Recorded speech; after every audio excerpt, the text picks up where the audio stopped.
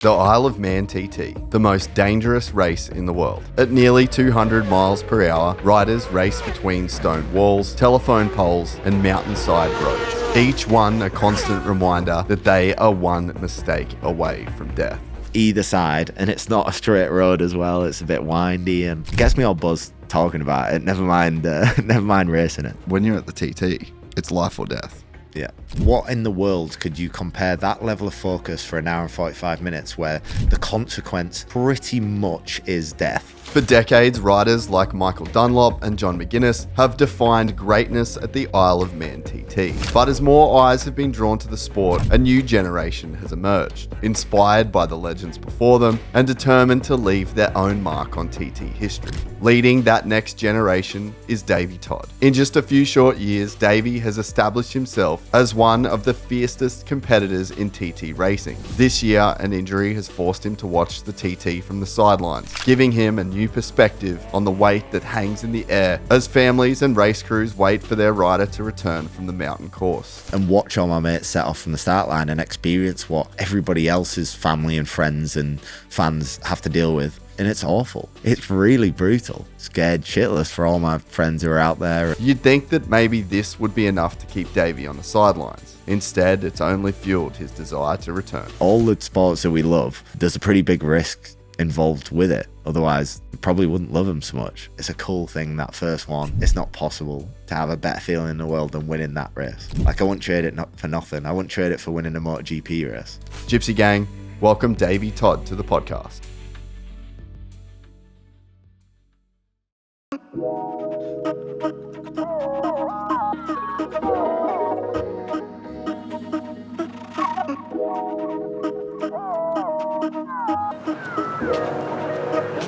Good to see you. Something. Which flavour today?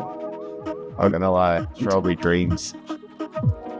Jeez, how are you, brother? Just chilling, eh? You doing good? You're on that side over there. Yep. Then we'll just fucking get ready and get into it, eh? So, we good, Rons?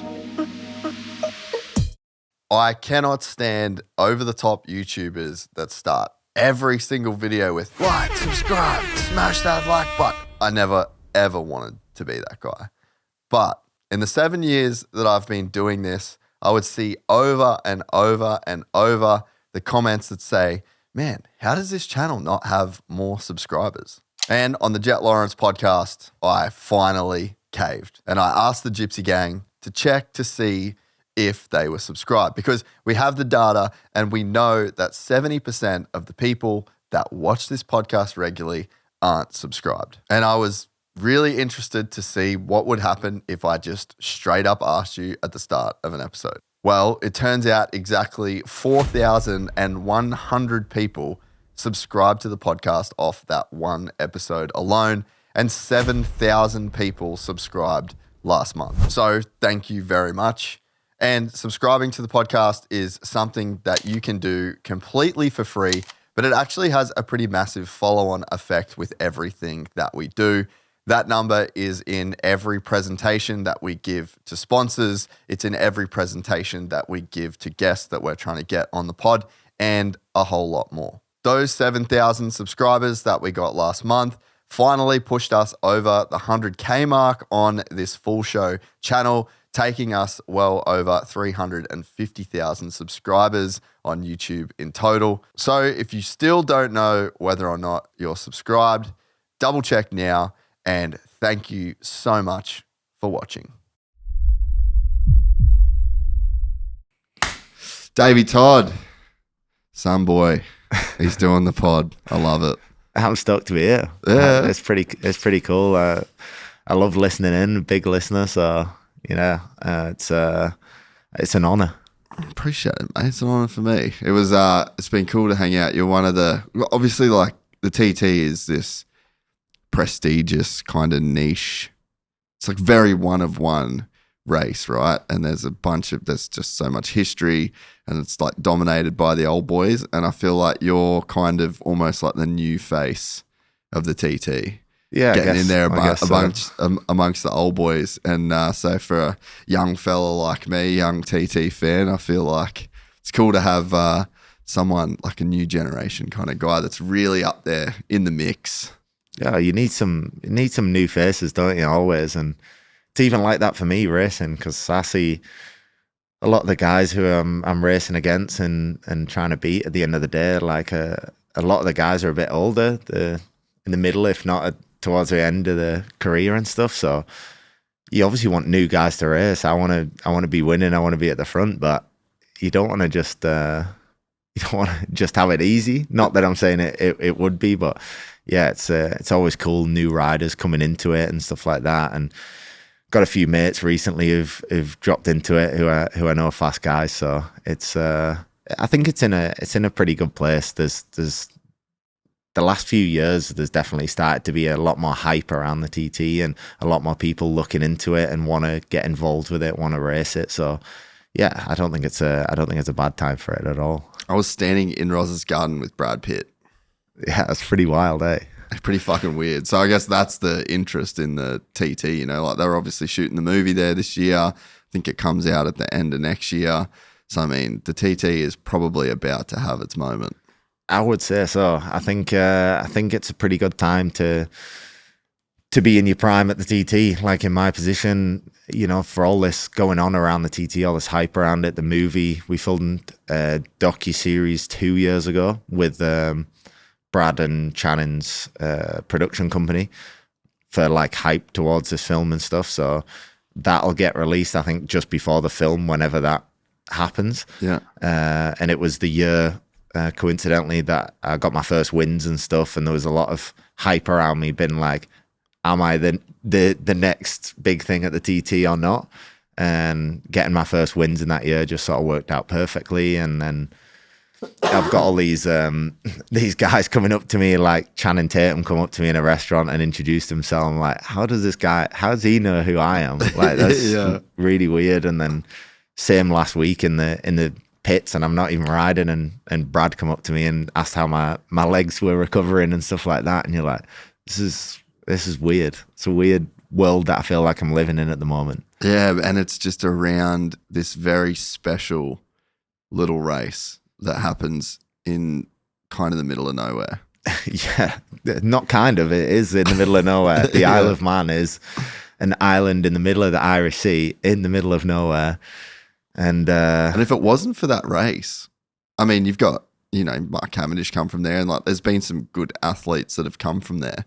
But without this race, I mean, it would just be almost invisible.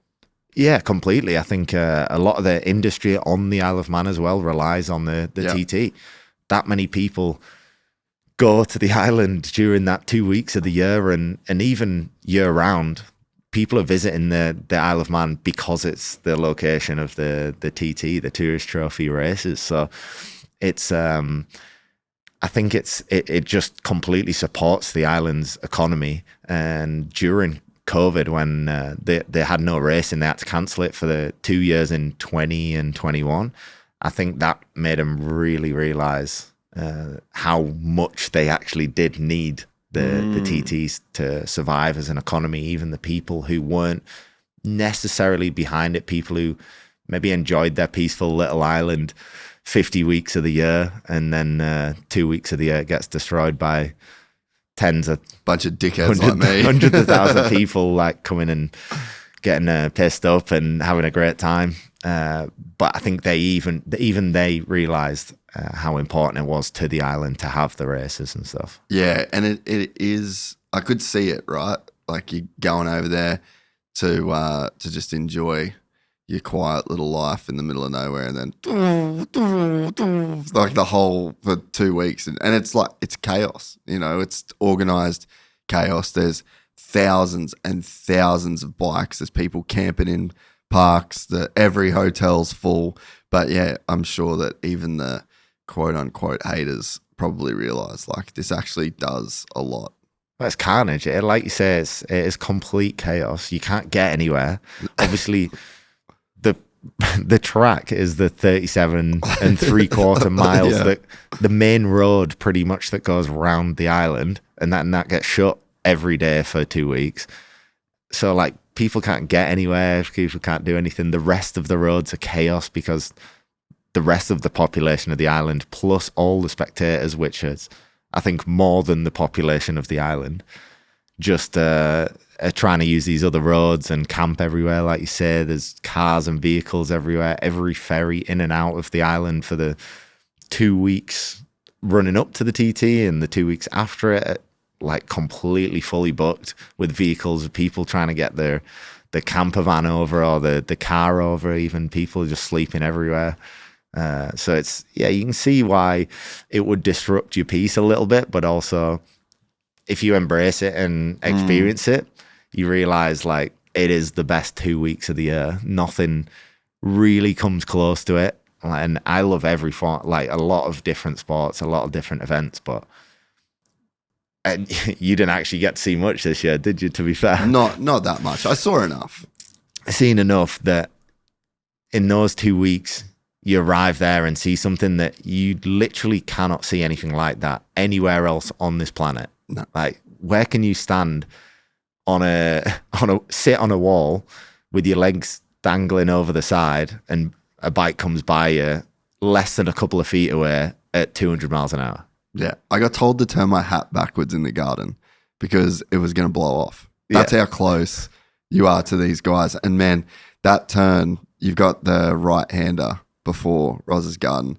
Yeah. And the bottom of Bray Hill. Yeah, I'm just like, holy fuck. The level of speed and commitment that those boys, you guys have through there, I'm just like, this is fucking insane. And then they just scream past you and you can feel the wind coming off the bikes every single time they come past. Like you just can feel the ground shake. Oh yeah. Yeah. Everything. You just cannot get that close to someone going that fast anywhere else. I was sat in Roz's garden a few days before you were there, I think. And Oscar Piastri came over for the first time, and I'm sat in the garden with him and Matt Webber, and they're asking a bunch of questions and stuff. Webber's been there a bunch of times before. He loves it. And Oscar's like, that compression that you were talking about there, the bottom of Bray Hill. And he's like, that's pretty aggressive, the bottom of there. And I'm like, yeah. He's like, what kind of speed? Like, you rolling the throttle or whatever? I'm like, no, we're flat through the top 3 or 4 guys through the bottom of there flat on a 250 horsepower superbike, and the suspension fully bottoms out, the frame completely flexes. It's that heavy that the sump actually bottoms out on the ground. It blows the like belly pan open on your fairing of the bike, so that has to be like modified and strengthened and everything.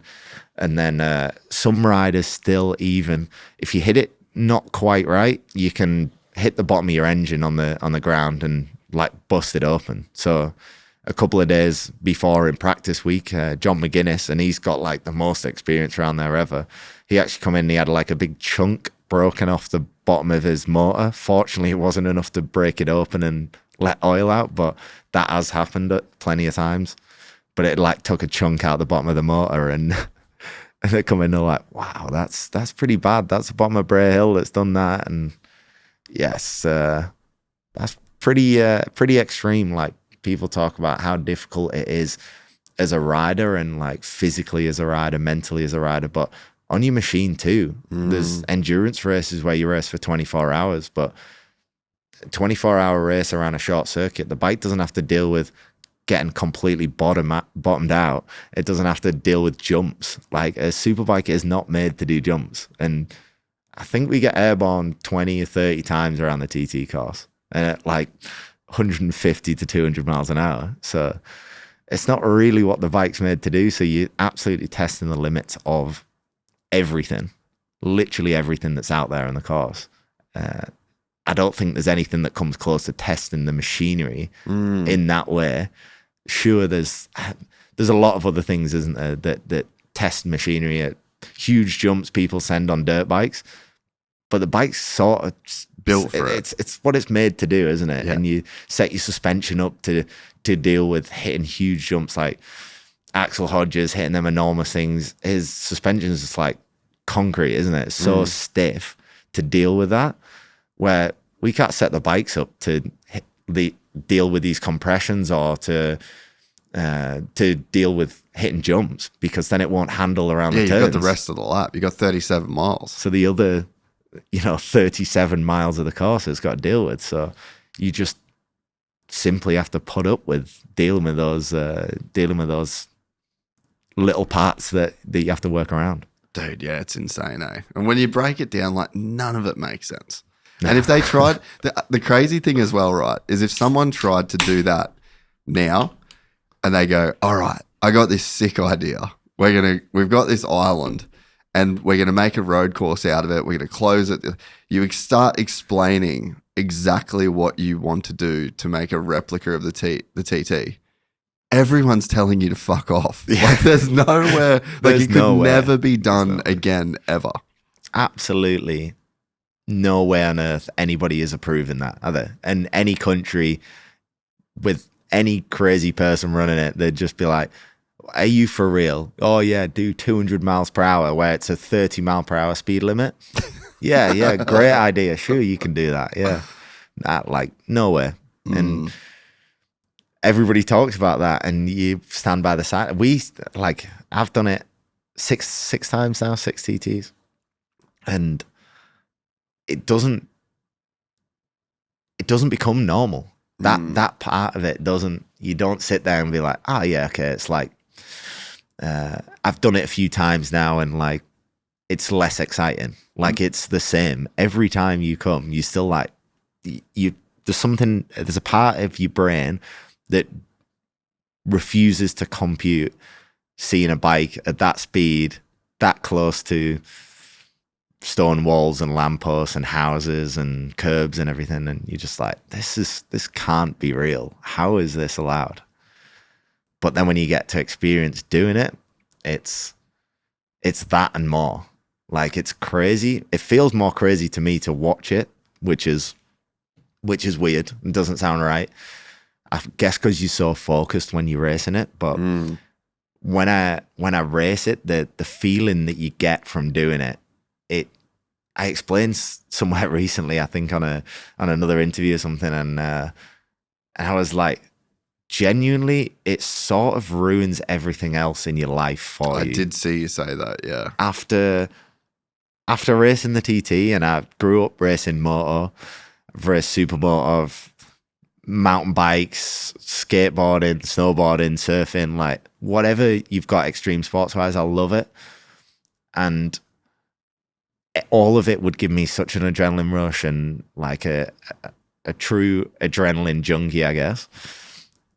And when you do the TT, it does spoil everything else for you, because it gives you that high of an adrenaline rush. It's like 10 times what you get from anything else.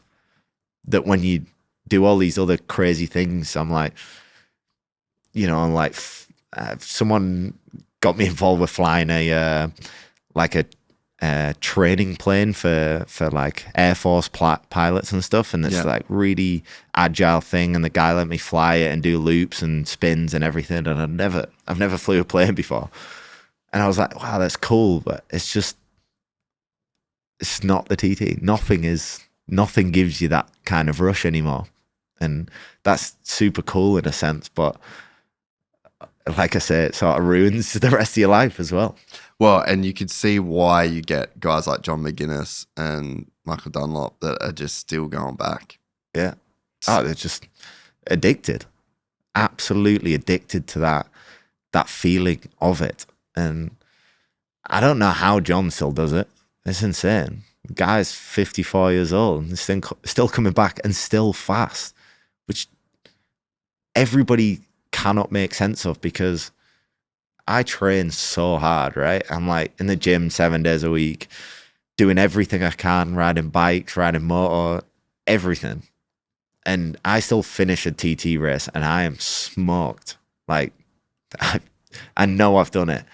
And like at 54, and he's had some big injuries as well, messed himself up quite bad a few times, and how he still gets on and still does his personal best lap and still finished top 5 in the Superbike race this year at 54 years old. That should not be happening. And it's sort of crazy, because I think it makes us all look bad, because there's these new guys that are up and coming and stuff, and they're getting drilled by this 54-year-old guy, and he is a legend, granted, but like, come on, like how I don't know. I don't know how he does it. And he still rides a lot of motor, a lot of enduro and stuff like that. Like he just loves being on bikes, and his passion for it is massive. But everywhere else he goes, it's for one reason, and it's to get to the TT and to be ready for the TT. It's the goal for, I would say, every rider when you race the TT, that your season completely revolves around this one race, which is hard. It's pretty shit in my position right now because I've been injured just before it at Daytona and ended up having to miss it, and you got to wait 12 months for it to come back around again. It's a long year. It's not you've missed a couple of rounds and you'll be back before the end of the season sort of thing. So any guy that is involved in the TT, your season is, you're all in on the TT. Everything else, all these other races are cool, and there's a lot of other cool races, but there is only one TT, and that is the be all and end all for your team, for your sponsors, for your fans, for everything. The TT is the one. Like, so yeah,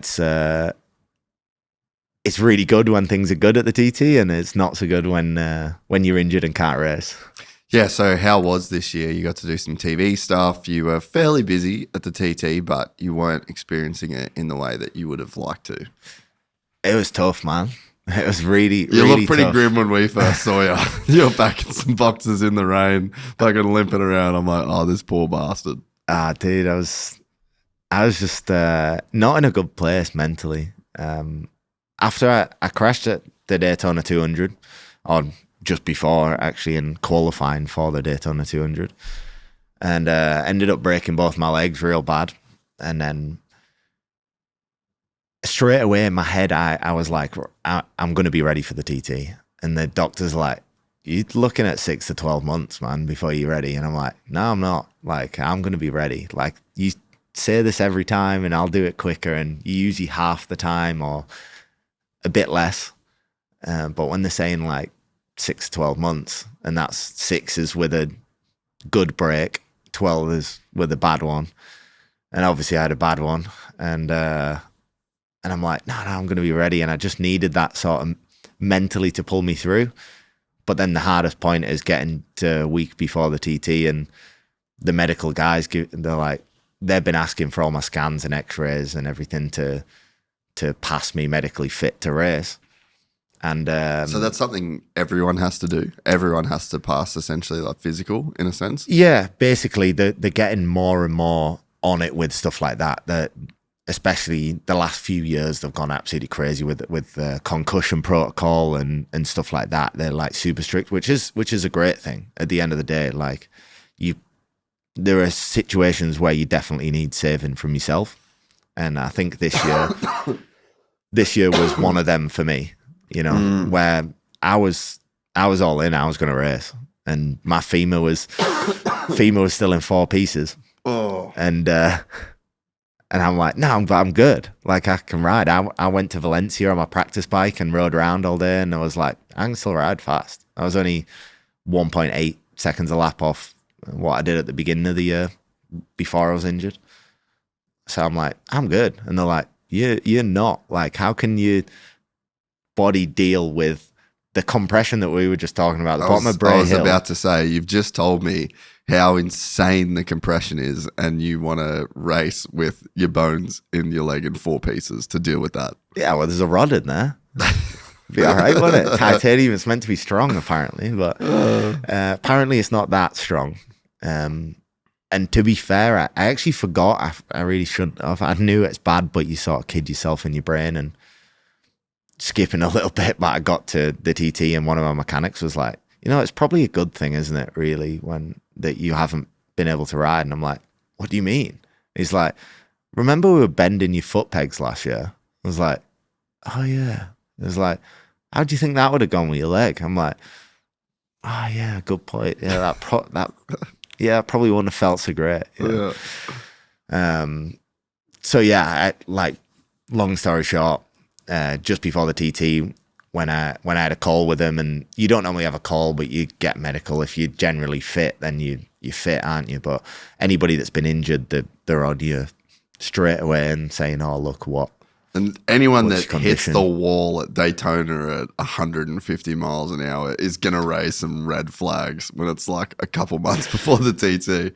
Not really hiding from that one. No, absolutely. It's definitely not. And it was really like high profile anyway. It's not like you're at a training incident and nobody really knew about it. It was at the practice track. No, it was at the Daytona 200. It was all over news, social media and everything. So there was no hiding from it.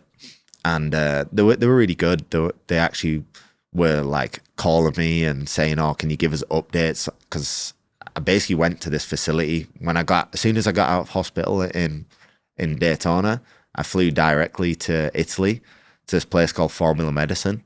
That's like the recovery center, where all the Formula One dudes go. Yeah, Formula One guys now, MotoGP guys are going there, like tennis players, like everybody from every sport. Like this is the spot really. And basically the guys from BMW are like, if you want to get fit, like go here. So I'm like, all right, sign me up. I'll go. Flew straight there, and I basically spent 7 weeks there, 7 days a week, 10 hours a day. I was in the facility from 9 a.m. till 7 p.m. And then would go home, plug into all these machines, and even like sleep with a different mattress on the bed that like stimulated your blood flow and stuff. So it was like 24 hours a day. I was in this recovery mindset, just all in to get ready for the TT.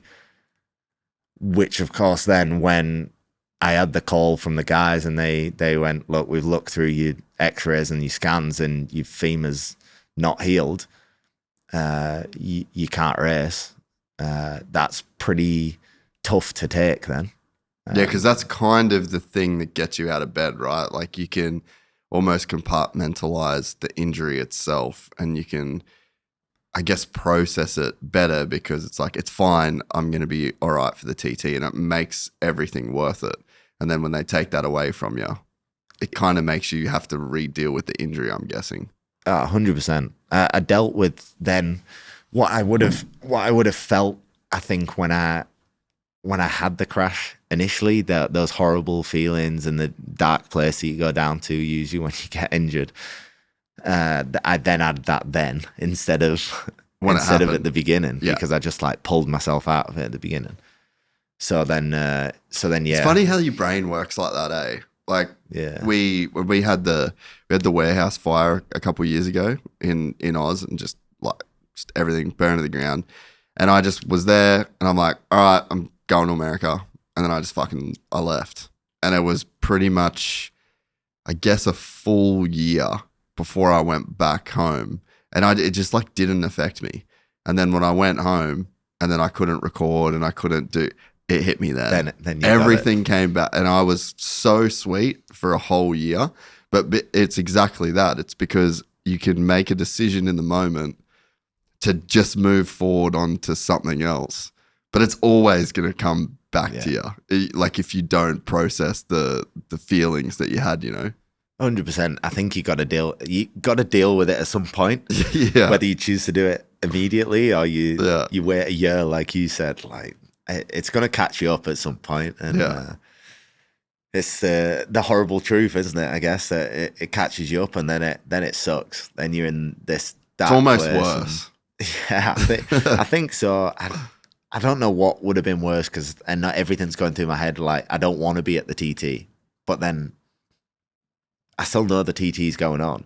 Even if I'm sat at home on my couch, like cried into my dinner watching TV, I still know the TT's on. You would have watched every lap. You'd try not to, and then you'd be straight on live timing, and then straight on the TT Plus and watching it live. Like, you wouldn't have not been able to, so you'd have missed it either way. And I thought it's better to go for the sponsors, for the fans and stuff. And one of the worst things, and it was people trying to make me feel better and made it worse. But like, I had so many people come up to me at the TT and they're like, oh, I'm like, so gutted you're not racing. You're the only reason we came here. We came to support you. We've come all the way from XYZ. Like, we've come to support you. We're devastated. And I know they were trying to make me feel better. And then I'm just like ruined again every time someone says that. I'm like, geez, now I feel bad. I feel like I want to,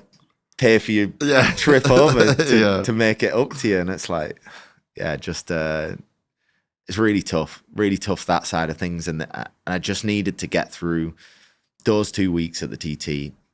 I just kept telling myself, if I get past the end of the TT, then I'll be able to start moving forward, really. Just those couple of weeks have been there. Obviously the week before and the couple of weeks have been there. I just need to keep my head down. I said I want to be as busy as possible.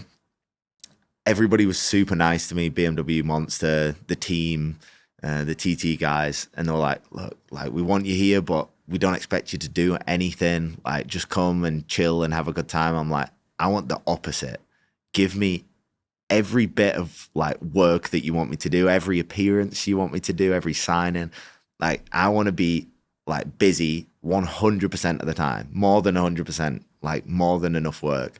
So I'm just that busy that I haven't got time to think about it. To wallow. Yeah, exactly. To wallow in my sadness. I'll just keep busy, and that's what I ended up doing. I got a job on the presenting team, and that kept me busy a lot of the time, and a few bits here, there, and everywhere filled all the gaps. And did you enjoy the TV stuff? It was all right, Like I didn't know what I would be like. Commentating's not so bad because it's just watching racing and talking about it. It's like what we all do, I guess, at the end of the day. Yeah. But it was more like the interviewing, presenting side of things that I was like, oh, I don't know if I can do that. That's weird. It's something like I've never done before. And after a couple of times, I guess you just pick it up and it becomes like a bit more natural straight away. And I was like, I actually don't mind it. I had like loads of great feedback. I don't know if people were just being nice because I know I was upset and injured, so they were just telling me nice things that I was good at it. But no, I think you did a good job. I didn't mind doing it, and I'm just glad it wasn't terrible. But I don't plan on doing it too much more. Maybe in another 20 years or something. But if John McGuinness is anything to go by, I got like 25 more years at least. So hopefully I'm back on a bike and not doing too much of that. But yeah, I didn't mind doing it. It was a bit of fun, and like I said, it kept me busy. Kept you busy. A good team, good team of people. It was good fun when you're off the camera as well. It was like, it's serious as a job, but also it was a bit of fun, which it has to be, hasn't it? I want to say a massive congratulations to the team at Fist Handwear, because starting right now, Fist is proud to be officially distributed in the US through a partnership with Parts Unlimited, bringing their gloves to riders all across the US. That means it is easier than ever to get your hands in a pair, no matter where you are. I've been banging on about how amazing Fist gloves are for the last 10 years, and now it's easier than ever for US riders to get a pair of their own. If you've heard me talk about them on the podcast before, but never tried a pair of your own, now there's no excuse. No matter what you ride, motocross, BMX, road, or even on the job, Fist has a glove designed for every condition, from blazing heat to icy cold. Apart from being the best performing gloves in the world, they also have a design for any flavor, from wild prints and bold graphics to collabs with some of the world's best athletes. And it doesn't just stop at gloves. Fist has moto socks, tees, hoodies, and hats, the full kit and caboodle. I've trusted Fist for over a decade, and I don't plan on changing. Do yourself a favor, join the Fist army today at fisthandwear.co, or head in to your local dealer and tell them that they need to start stocking Fist. It was cool getting to see, we obviously got to see a bunch of behind the scenes stuff. We got to go in the control tower and met a bunch of the boys on the broadcast, and it's a sick crew that actually pulls that event together. It's so many people. Well, there's people that work full time, there's volunteers. Most of the people that are in that control tower are from the island and live on the island, but tons of cool shit that I didn't know. Like, there's doctors and medics that fly in from all over the world just to be able to be at the TT, because I mean, it kind of sounds fucked up, but you're probably getting a chance to see some pretty gnarly shit as a trauma surgeon that you're generally not going to see in other places. So it's just when you really dive into the nuts and bolts of that event, it's pretty crazy shit goes on there, you know? Yeah, 100%. Like you said, there's something about being a part of that event that you definitely don't get anywhere else. Of course, as a spectator, you see things that you don't see as a spectator everywhere else. But if you're on the inside, and even if you sign up as a marshal, like those people are desperate to marshal at the TT because you get the best spots Literally, possible to watch the event. And I know you're doing a job at the same time, but yeah, it's a critical part to the event running, having these amazing people who do that. A lot of them are volunteers, so they're volunteering their time to go stand sometimes on a freezing cold mountain in the wind and rain and whatever else for the time being, to be up there and basically like keeping us safe at the end of the day. But yeah, also you getting to watching some crazy spots that I've seen when I've like broke down over the years. Like you broke down somewhere and you end up stopped at the side of the road where a place only marshals can be, and you're like, this is insane to watch in some of these spots that you sort of you are in a dangerous spot. Like if somebody crashes, you're in the firing line completely. So yes, I think cool for all them guys, all the medical personnel as well. Obviously it's no secret that the race is pretty damn dangerous, and if you crash there, you're probably not getting up. Like it's not oh, I've took the front, I get up, I'll be out in the next session sort of thing, like you would be at MotoGP or World Superbike. Not much gravel, eh? Not too much runoff. There's a couple of them air fences around that are next to someone's garden wall, but it doesn't do too much when you hit it at 150 mile an hour. Dude, we're driving around on track and it's like light pole, bit of padding, light pole, bit of padding. I'm like, is that for the light pole or for the rider? Because that ain't doing fuck all, bruv. I'm like, what are we doing here? Yeah, that isn't. I don't know why. I think they have to try and do it a little bit. But you got to do something. Geez, yeah, that sort of speed's like you watch at Ross's Garden, we come down there at 200 miles an hour down Bray Hill. So like those light poles have got padding on the outside of them. That ain't doing nothing. What, was it you that said like if you just walked into it quickly, it would still hurt? Like, it definitely would. Forget about being on a bike. Just aggressively walk into it, and it's going to be pretty shit. Oh, 100%. And I think it does its part. But yeah, there ain't the runoff, there ain't the safety that there is everywhere else. But I say this to people all the time. Like, if somebody said we can make it like Jerez MotoGP, like the Jerez track, and basically still have the Isle of Man, but clear all the houses out, all the walls, all the lampposts, all the hedges, trees, everything, all gone, and it's run off all the way around the track, and you still had the same layout. Would it be the same? No, it wouldn't. It's not going to be the same. I hate the danger. Like, I don't hate the danger. I hate the consequences and what happens. It's never nice to see. It's the bad side of it, but would it be the same if you took the danger away? It wouldn't. You know, it's part of what makes it what it is. That adrenaline rush that I was talking about before, that is like the craziest adrenaline rush that you will ever have. That's a lot because of the danger that you have when you're out there, when you're doing 200 miles per hour and you're in a 30 mile per hour limit. The road's bumpy as hell. There's trees sticking out. There's houses directly on the street. Like that sensation of speed that you get as well.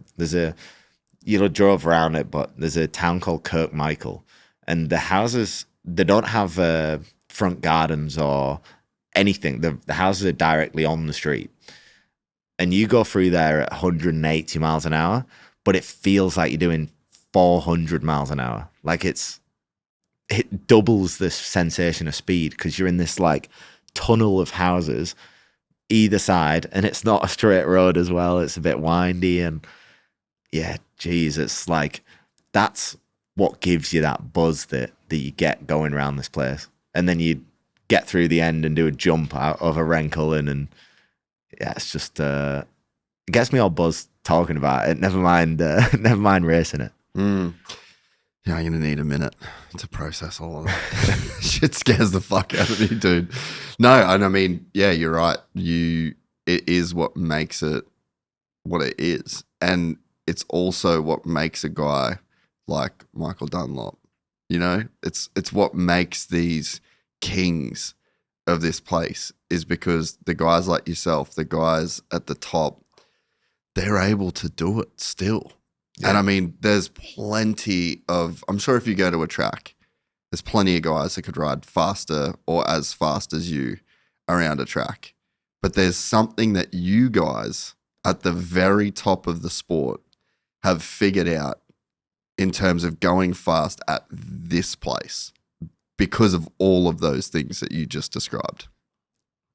There definitely is. There's definitely something different though inside you. There's definitely something inside your brain that's different to other motorcycle racers. You either have this switched on or switched off, like, and it's only for the feeling of wanting to do the TT or not.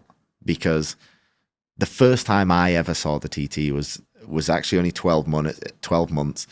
It was 2017. It was the first year I ever went to the Isle of Man to watch the TT. It's a long story. I slept on a truck and I was tell the long version. Tell the long version. So I'll get comfy. I had no ride at the time. I'd done some short circuit racing. It's when I'd moved. But you only just started racing like tarmac stuff in 2016, right? 16, yeah. So this is like a year after you've gone from I only did a year off-road and moto to racing on the road. Yeah, I come up short on a finish line triple, and in British Supercross, smashed my leg to a lot of pieces, and they were talking about cutting it off, and no struggled way for blood flow and stuff, and it was messed up real bad, and everybody, all my family and friends and stuff were like, "Oh, what are you gonna do now? You don't race anymore." I'm like, "This is too dangerous." I'm not stopping racing, and the short funny story is then so motocross was too dangerous, so I had to do something safer, so I do the TT instead. But that's not exactly it. I'd just I'd had some friends that had basically gone into riding sports bikes, and they got on pretty well moving from moto to riding on circuits and stuff, and they seem to pick it up really fast, which you definitely can't do the other way. When you jump from street bikes and try and ride motor, like, it does not go well, usually. Pretty horrendously. Pedro Acosta did confirm this on the podcast. I've seen so many friends who race super bikes at the top of the game, and you sit them on a dirt bike, they're awfully dangerous. Like, just everything is wrong. Like, it just doesn't work. But yeah, so you move from dirt bikes to street bikes, and you can actually like figure it out pretty fast. It's something a little bit different. So I thought I'd give this a go, see what I can do, and didn't really realize the cost difference between riding moto and riding super bikes. It wasn't super bikes at the time. I was a 600cc stock class at British Championship, and anyway, jumped on this bike and did a few rounds. I had my 12-year-old brother at the time. He was my mechanic, my main mechanic, and my granddad had come and helped me out. And he was like 65, 70 years old, and he's a joiner by trade, a carpenter. So also knew nothing about mechanics at all. And tried to race this British level championship, won 2 races, but then also didn't finish 6 due to like my sump bolt fell out my bike at one round because my 12-year-old brother, bear in mind, and this is not a dig at him because he's also 12 years old. He should not have had this responsibility. Yeah. He'd done an oil change and forgot to like do it off, and it fell out anyway. Missed a bunch of races due to all these mechanical things, and realized everybody in this is quite like car racing that's in street bikes. You can't do it without money. So I was like, I'm not from money. I'm from like a standard working class family. Like my parents were like struggling to get by funding like motocross as a kid. And I never had like tuned motors. I never had my suspension done. I had a bike and that I got the bike and that was it. Like you had to just ride it as good as you could ride it. All my friends who I'd race against, they had like motors tuned and like trick suspension and all bike setup and stuff. We couldn't afford that. So it was like, I think it made me better as a rider anyway, to just ride the shit out of whatever I had. So then moving into like 600cc like street bikes was like then impossible, this complete unobtainable thing where I had a few sponsors that were helping me at the time that were making it just about possible. And after I won a couple of races in 16, for 17, I had a bunch of teams contact me and they're like, oh, come on, we want you to ride for us. Like the next big thing, you won 2 races and you've never even rode street bikes before.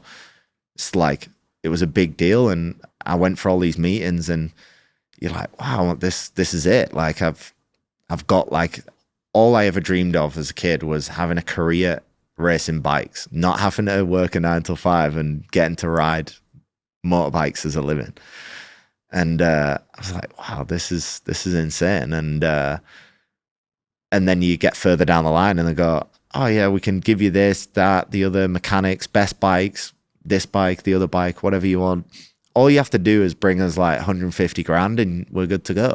I'm like, what? Like I ain't got 150 quid, never mind. I ain't got 150 grand. And then you speak to someone else and they're like, okay, we'll do you a real good deal. We'll do it for 100 grand. And you're like, not. Still no. Yeah, nowhere near. And that was pretty much it really at the time. Like I didn't have an avenue to go anywhere else. My old man was helping me out at the time with the cost of racing, and he lost his job and had no job at the time. So he was like, I can't do anything right now. And that was kind of it. Like at the beginning of 17, I was like, I might not race again. And I had this team basically say it was Kawasaki combined with a team, and they had an official Superstock team, and they're like, Kawasaki were like, right, we'll support you. We'll put most of the money in. If you can come up with 20 grand of sponsorship, like you can ride for this team. So I like just said yes. I didn't know I was coming up with the money or what I was going to do, and thought it was going to be great. The guy who owned the team was, I don't know, there's not really a nice way to put it. The guy was a dick, a complete dick. I basically went for a meeting with him and he was like, I'm basically running you because Kawasaki said I have to if I want this official title to the team. I'm only interested in the Superstock 1000 riders that I have. I'm not interested in Superstock 600, what you're going to ride in. And I'm like, okay, that's cool, that's fine, as long as I get to race. I'm not bothered what you want.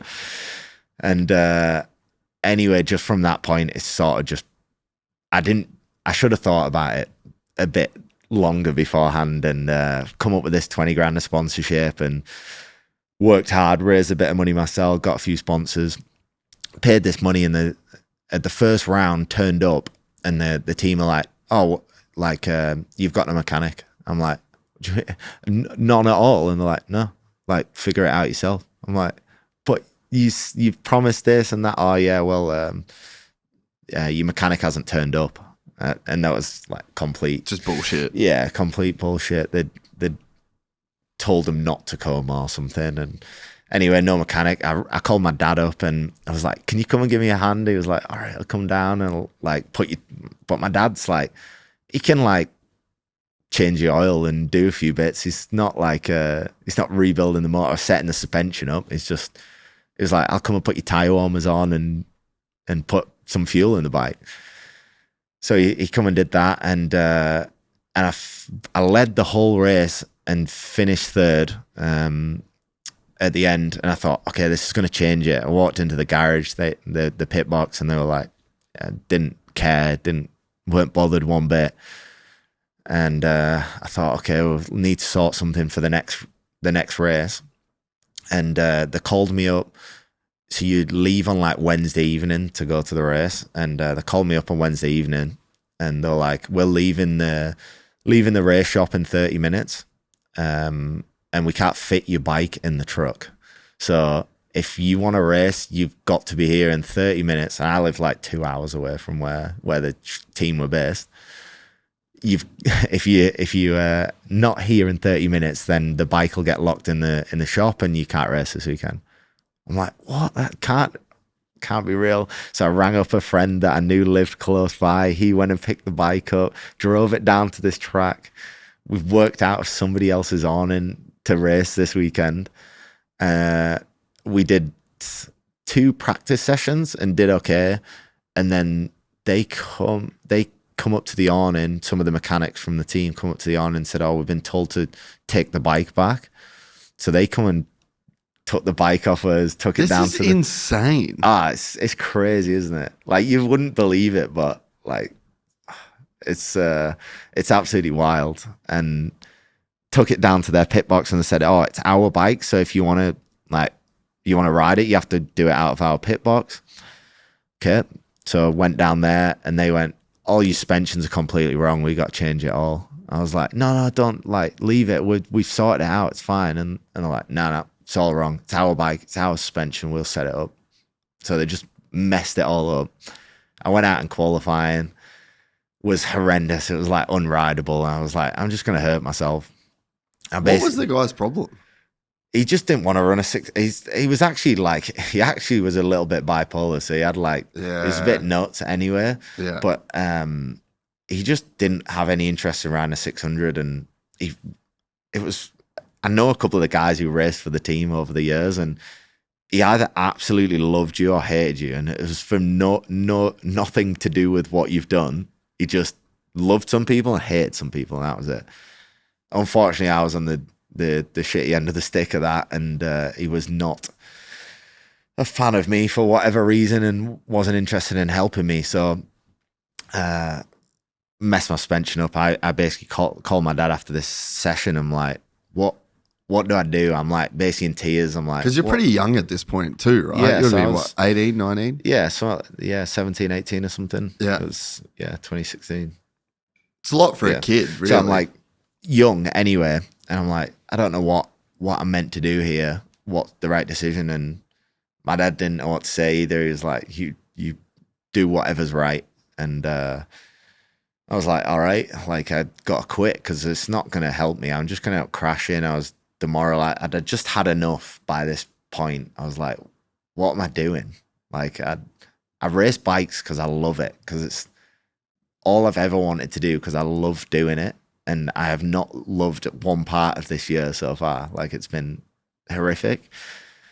So I basically quit the team. They wouldn't give me the money back, nothing like that. Kawasaki said there was nothing they could do. I think they actually did. I think they actually left me with they give me a dirt bike on loan, and they were like, oh, you can keep that like till the end of the year so you can still like ride your dirt bike. And that was it. And then I was basically like, this is the end of my career, like my career that hasn't really started yet, but I thought it had. The end of me racing, and didn't know what I was going to do. I'd actually then was working a couple of different jobs. I quit my job because they wouldn't give me the time off to go racing. So I was working for one friend he's a tree surgeon, like chopping trees down basically. So I was just like helping him out doing that, and then also selling insurance for like injury protection for like people going on track days or riding motor and stuff. Yeah. When they get like injured, they get a payout. So I was like going around tracks hoping that I'd like meet someone who might want to like sponsor me, or meet a team that would give me a ride, or anything really. So I'm like going around selling this insurance and trying to make some money doing that. And then next thing, I get a call off my mate Tom. He's actually now racing in World Supersport. And he calls me up and he's like, you got to come to this race. You got to come to the Isle of Man TT. And I'm like, yeah, I've heard of it. I'd love to go. I ain't got no money. I can't do it. He's like, mate, figure it out. It's awesome. Like, you'll love it. parties are mental. Like, you want to come check it out? It's crazy. I'm like, I'll see what I can do. Let me think about it. And I call up my boss at the insurance company, Simon, and I called him up and I'm like, I've got an idea. And he's like, right. I'm like, if you could pay for my flights to the TT, think of how much insurance I would sell on the Isle of Man while the TT's going on. Like, it'd be loads. I really sold it to him. And he's like, all right, where are you going to stay? Because you won't get any accommodation now. I'm like, I'll figure it out. Don't worry about it. Just get me my flights and I'll be good. So he was like, all right, sure. It starts tomorrow or something. When do you want to go? I'm like, send me now. He's like, there's a flight at 6 a.m. Like, you'll have to leave in 2 hours. I'm like, all right, I'll do that. And that's awesome, dude. He booked me a flight, and I set off, packed a like rucksack full of about 2 pairs of pants, and that was it. And then got on this flight to the Isle of Man. Basically, didn't know where I was going. I didn't really know anything about it. I knew who John McGuinness was, and that was about it. Like, I knew nothing. It's this crazy road race. Like, I knew nothing. Went over there, seen it for the first time, stood at the top of Bray Hill, just at St. Ninian's Crossroads. And the first bikes that came by, I was like everybody is, absolutely mind blown. But I was like, this is what I want to do. This looks sick. Like, and I assumed until very recently, actually, I thought every racer had exactly that same feeling. I thought everybody that went there would go, yes, this is sick. I want to go at this. And then I found out, as I say, quite recently, that everybody I take over there, I'm like, who races bikes, I'm like, does it make you want to go? And they're like, fuck no, absolutely not. Yeah. Why are you nuts? I don't want to do this. And I'm like, oh, that's weird. I'd just like going back to the beginning, where you got that switch that's yes or no. And mine must have been set to yes for some reason, because as soon as I saw it, I'm like, sick. Like, I will do whatever it takes to get to race this race. I'll ride whatever bike, do anything. Like, just want to race here. It looks mental. I want to go. And that was pretty much the start of it. I slept on the floor of someone's race truck, in the back of the race truck for 2 weeks. Sam West, the guy's called, sat on the back of his in the back of his truck, drank a lot of free drink I could get from anywhere because I had no money, and had a great time, and was like, TT is the best thing ever from that point, and just started doing a bit of homework trying to learn the course, because that's all anybody said. They're like, that is the hardest part, is learning the track. Trying to learn just shy of 38 miles of windy road, 250 odd corners, like, that takes a lot of time. So I was like, right, got my friend to take me for a lap around, and we're driving for ages and ages and ages, and we're driving around. And we just got to this section a section that I know now, and I'm like, I know where we are now. And he was like, right, do you? I'm like, yeah, I've watched a few videos. I'm like, we're nearly back to the beginning, aren't we? Because we've been driving like maybe 45 minutes. We're like nearly back to the beginning. He was like, no. I'm like, yeah, but close. And he's like, this is the end of the first sector of 6. I was like, oh shit. This is a lot longer than I thought it was. This is a lot of road.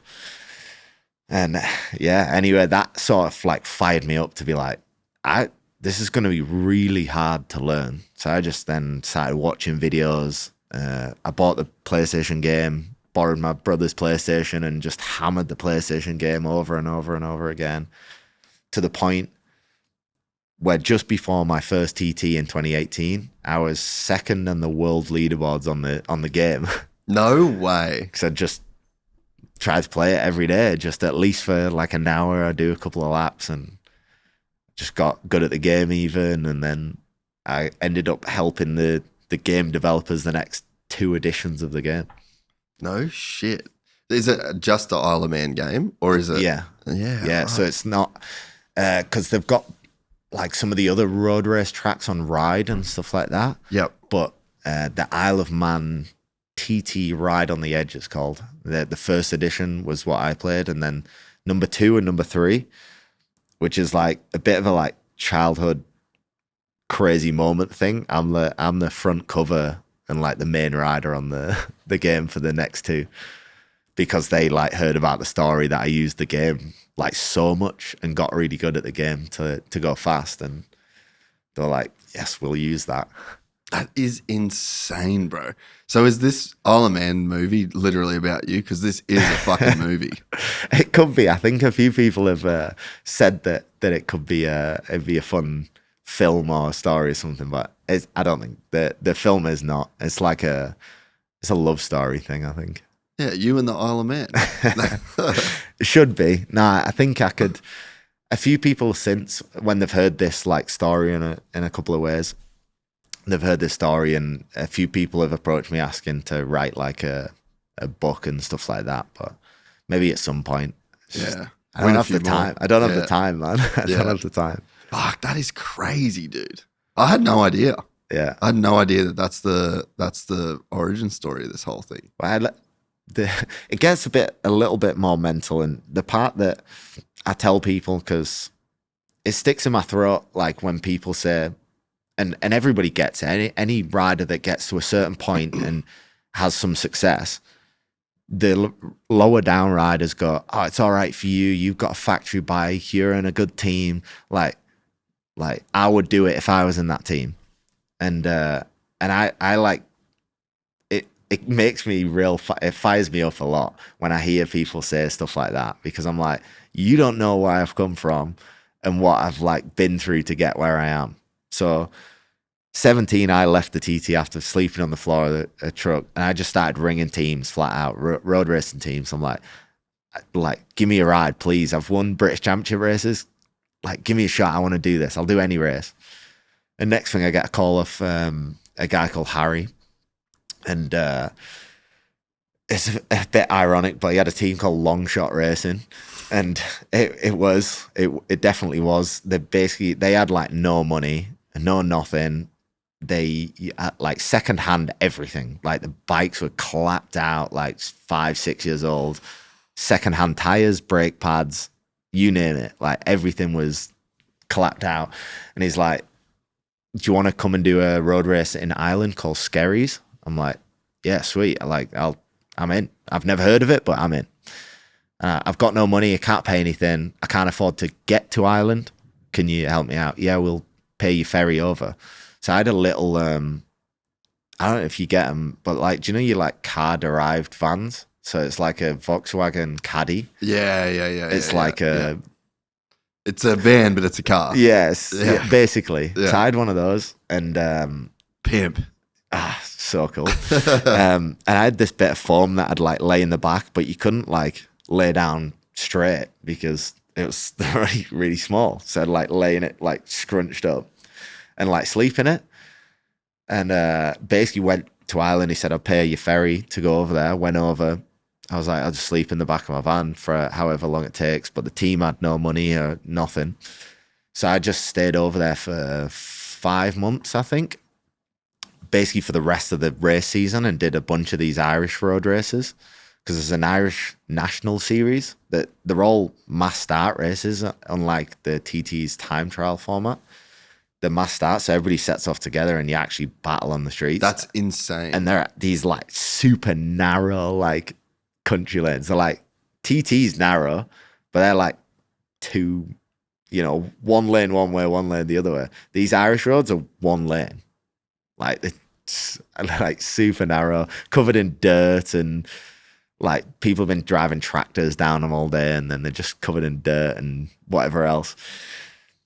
So go over to do these road races on this with this team, and sleep in the back of my van for 5 months. I was like sneaking into gyms and stuff to get a wash and a shower, and I basically lived off like bread and jam for pretty much 5 months. Like now and again, someone would make me a dinner, and I'd just eat like bread with jam on it, because the team would go, there you go, there's some bread and jam.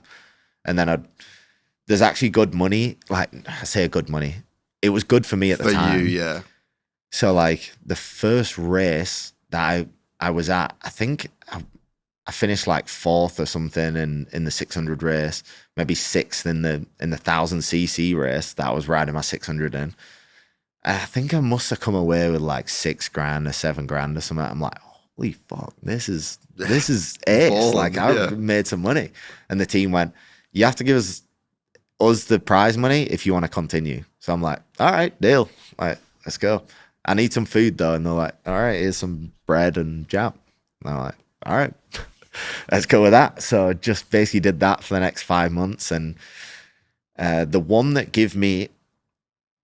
got me somewhere, I think, was a race I still try and do to this day for I think more the sentimental value, but it's like a motocross track made out of tar. Like it's fully like Armoy Road Race is called. Like you need to check it out because it's really like jumps all around it. There's loads of them, and went there and I like immediately clicked with it because I'm like, this is sick. And everybody was terrified by this race because like there's jumps on super bikes everywhere. And you're like, yeah, this is my shit. Yeah, mint. It's so cool. They were like the jumps are on corners as well, and they're like, oh, that's horrible. I'm like, oh, this is cool. So I went and did this race and ended up finished second to Michael Dunlop. He won the race. I was second, and Michael's brother William, who's passed away now, he ended up getting killed the year after at Skerries. He was third, so I was in between the two of them on the podium, and I think that's what like everybody there is like, who is this guy? Like, who the fuck is that guy? Exactly that. So then all of a sudden got this bit of attention going, and started talks with the team for the next year, Burroughs Engineering, who I'm still like really good friends with now. They're like the best people ever. And they were like one of the best Irish national teams. Not necessarily at the TT. They're a good team at the TT, but on the small national roads, they were like one of the best top teams there. And basically was just like begging him flat out for a ride, like for months and months and months. And he was like, no, we're not going to do it. We don't want to take any more young riders. It's like dangerous. Like they've had a bit of history with that. The recent history was actually with a friend of mine who I grew up with, Malachi. I grew up racing motor with my entire life. We battled for every championship from 50s, 65s, 85s. It was like me and him were 1 and 2 in everything. And he went road racing a couple of years before I did, signed for Burroughs, crashed at the Northwest 200 and was killed. And that was actually the point that my family, my mum and my dad anyway, they were like, you're never doing that. Like, you'll never do road racing. And 2 years later, there's me going road racing. But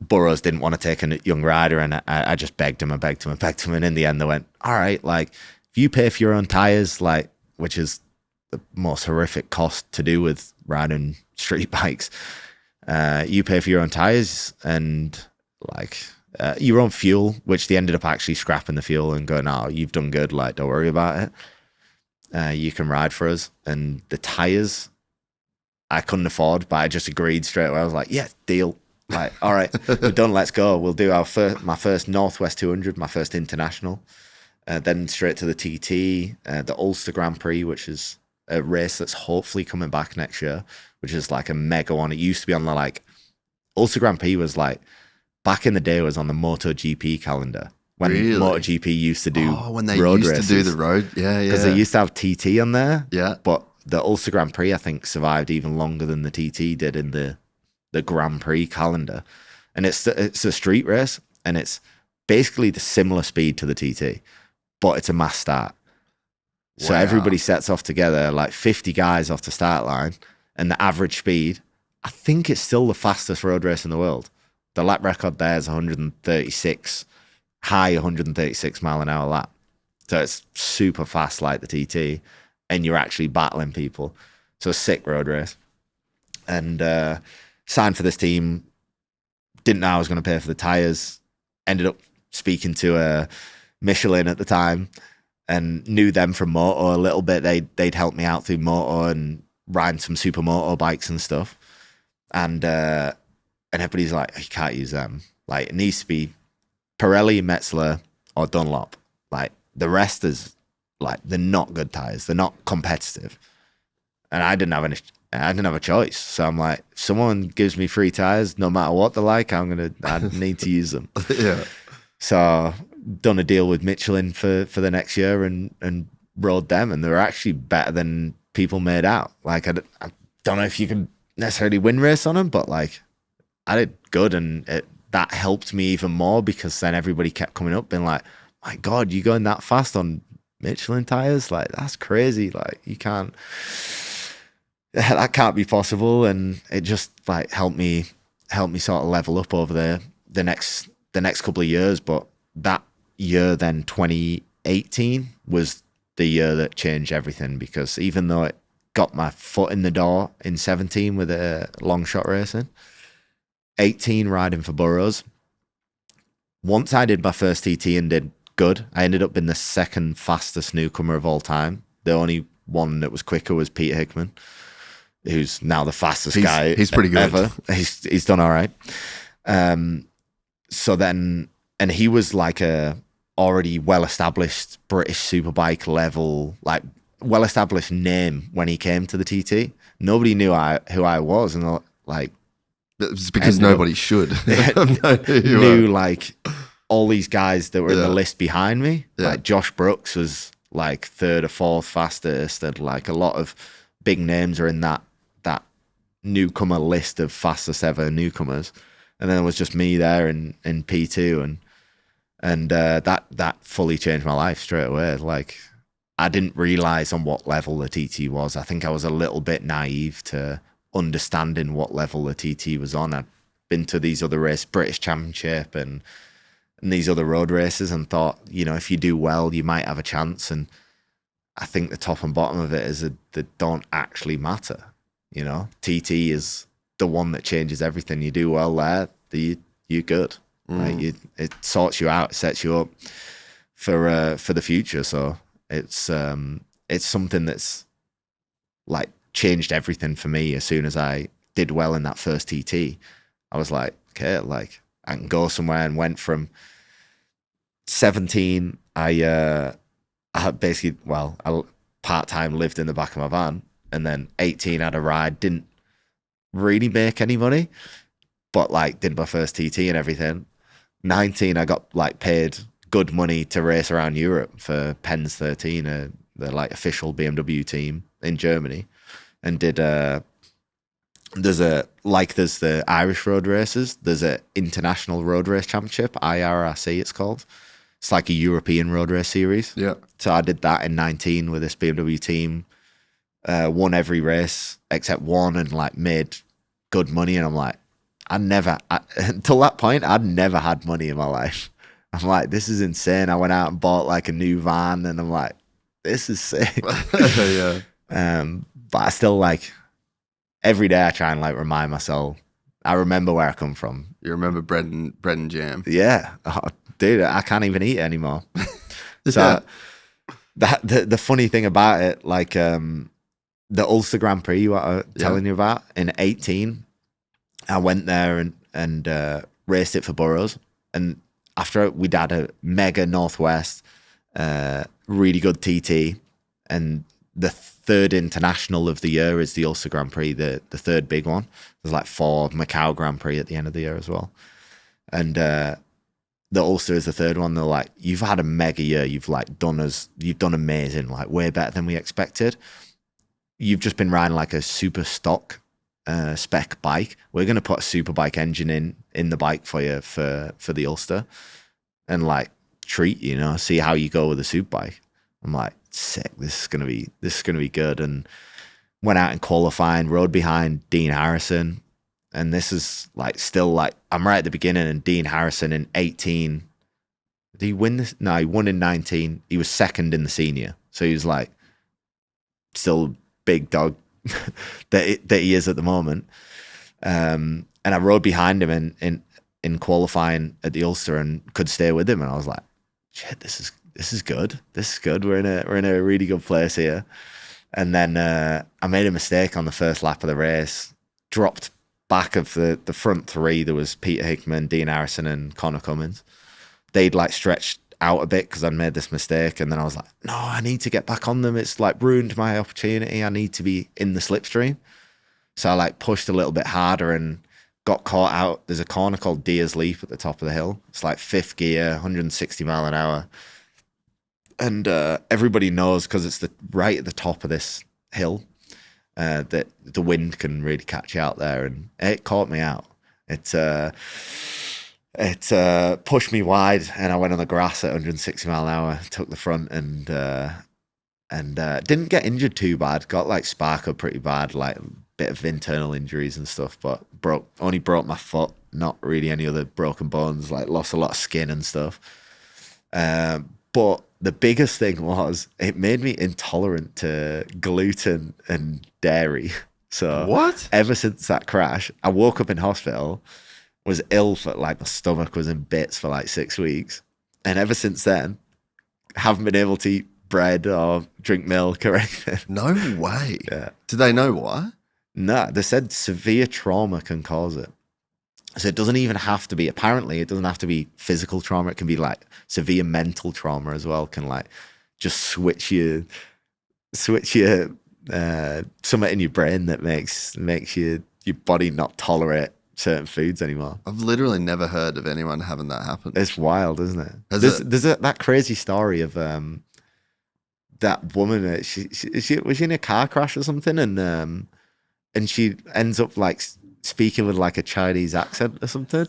Oh yeah, there's all types of crazy shit. Like people have had like bad concussions or car accidents and stuff, and they wake up speaking French. Like all types of weird shit. There's some weird stuff like that, isn't there? Yeah. But I've never heard of like food intolerances, but yeah. That's bizarre. Are you healthier now because of it though? I think so. You probably are a bit, yeah. eh? Well, it stops you being able to, like anything bad that you can think of, I Has pretty much that shit can't in it. eat. Yeah. So Yeah. all the good stuff. It's gone. Yeah. Fuck, what about beer? No beer. Gluten-free beer I can drink. Yeah, Just can't. So plenty of no wine Guinness. though. No Guinness. No. I think actually Guinness doesn't have like much gluten in it, but it's I don't really want to try it. It like messes me up real bad. So No way. What's up, Gypsy Gang? I'm so stoked to announce my new flannel with Dixxon. You can check the link in the description below or head to Dixxon.com. But we've been working on this for about a year now. I picked all the colors, I picked the design, I picked the patterns, and it's finally alive. If you've worn Dixxon flannels before, you know that they are the best flannels that you can buy. And if you've never had the privilege of owning a Dixxon flannel of your own, this is about as good as an excuse as you will ever have. I've been wearing this flannel all through Japan. I've been wearing it on the podcast. It's well and truly wear tested. Remember, head to Dixxon.com, click the link in the description to cop the all new Gypsy Tales signature Dixxon flannel.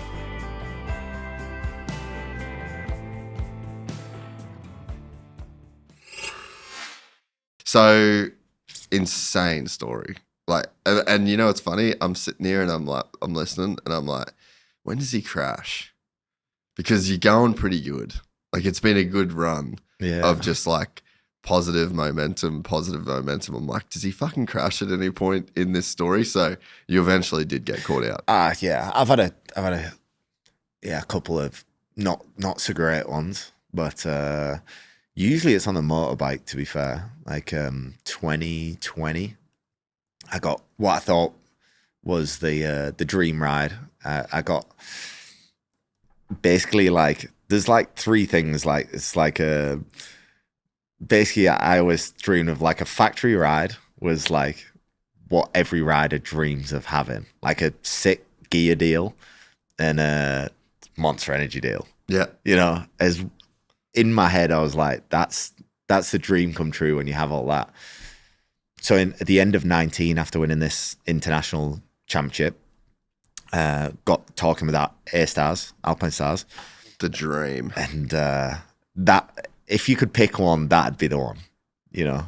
for most people, I think that's got to be the one. So anyway, got the call, and they actually said, who called you? Who was talking to you? I'd been in conversation with Will a little bit. Yeah, Will who is who I deal with now. Yeah. And he actually didn't say anything. He just went, "Oh, do you want to come out to Motocross of Nations at Assen in Assen?" Yeah. When in 19. when the shitty weather, it's brutal. Yeah, but our boy Regan Duffy fucked shit up that weekend. Knew that I absolutely loved moto, so I'm like, I'm in. Yeah, I'd love to come. And I thought it's maybe a chance here because I used A-Stars boots in 19.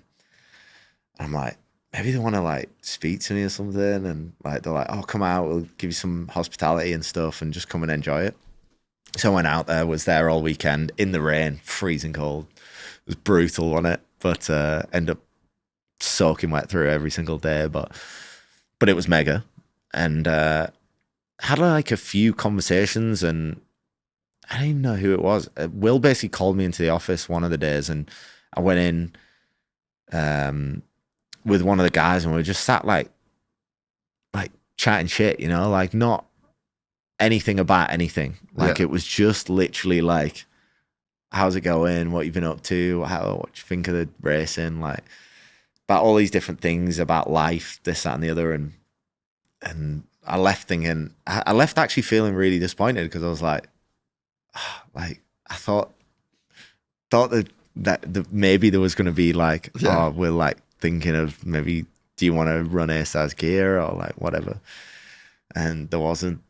And anyway, got to the end of the weekend, like thanked everyone. It was like, good weekend, see you later. Left, and on my way home, I just got a message off Will saying, "Oh, that went really well." I'm like, what went really well? It was like, "Oh, guys really like you. Think you've sorted yourself a deal." I'm like, what? Like, but we didn't like talk about anything. He was like, no, it's not about that. Yeah. Like, and it was sort of my first taste of like a lot of deals and stuff working that way with like with some of the bigger companies. It's not necessarily like this business sit down, let's talk about your results, let's go through your CV sort of thing. It's like, especially with Alps, bro, it's like it's Italian. It's a family. It's like you're either in the family or you're not in the family. And absolutely. you're just like, yeah. So I guess I'm one of the family. Yeah. So that was it basically. They came back through and they're like, yeah, do you want to, like, we'll hook you up, like whatever you need, hit us up. And like, it is literally whatever you need, all your motor gear, everything. Like, it's the best stuff, isn't it? It's just like the dream. So I think I was more excited about the motor gear than my levers and stuff. Like I feel I'm very lucky to be a part of that same family. And I always tell people, like, so I've been running Alps since 2007. I was a junior racing motocross with Alpinestars gear. You know, like it was always just, for whatever reason, I loved it from day one, you know. So it's like, it's been that long. And I mean, every time I get new boots, or like I still scrub all my shit with a fucking scrub and brush, go as hard as I can to keep everything clean, and like just anything that you ever need from that company, they'll do. So we rode on Wednesday with Nida, and I was talking to the boys. I'm like, hey, I'm riding. I need some adventure bike gear. Like, this is the hotel. Can you help me out? Done. Walk into my hotel room, and I'm like, I'm gonna have to go to reception and like try and chase down this gear in the hotel room before I'd even step foot in it. Yeah. And it's like that right there. That's what that company's all about. That's so good, isn't it? It's so good. No matter where you go in the world, whether you're driving, riding, road, off-road, adventure, moto, it's just that feeling, you are right. It's the coolest shit. Yeah. I've had so many other offers since where like I genuinely feel like I question myself, am I being like stupid, like money wise, like get offered some big money from other brands, and I'm like, nah, like I can't do it to like to 10-year-old me that just dreamed of being in Alpinestars, like I just feel like $1 million when I got all my Alpinestar gear on. You're in the best stuff. Like the protection's important. Like, do you know what I mean? As well, like when you're having the crashes that we have, whether it's on the motorbike or on the superbike, you're in the best stuff possible as well. And yeah, I'm just like, nah, I can't go away from it. And that was one of the things that when I did get on board with them, and like Will had said to me, it was like, now you're in. Like it's not like a case of like, oh, we renew your contract next year and review it and review it and review it. It's like, you're in, that's it. Like, don't worry about things. Like, deal's good. It goes for as long as you want it for. And like, the other thing, and this is what when I talk to people about it as well, because it's been the same for us. Like I've been offered to, like, I don't even have an Alps deal, right? But I've been offered so much stuff from from other companies. And it's like people I really like and friends, and there's so many cool people in the industry.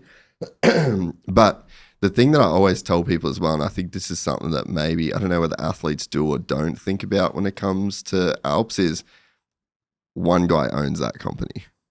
Yeah. And that guy loves that fucking company more than almost anything else on planet Earth. And Gabriel will be in China, he'll be in Japan, he'll be in a MotoGP in the US, and then he'll fly back to Italy, and then he'll go to Sepang, and like he lives it more than anyone else. And it's one of those things where, yeah, if you're at another company, you get a 2-year deal, and then they got to renew your contract, and that company might have been bought by another company, and then there's a new boss in there, and then you've got to reprove yourself to that company, and it's like, it's just this whole thing.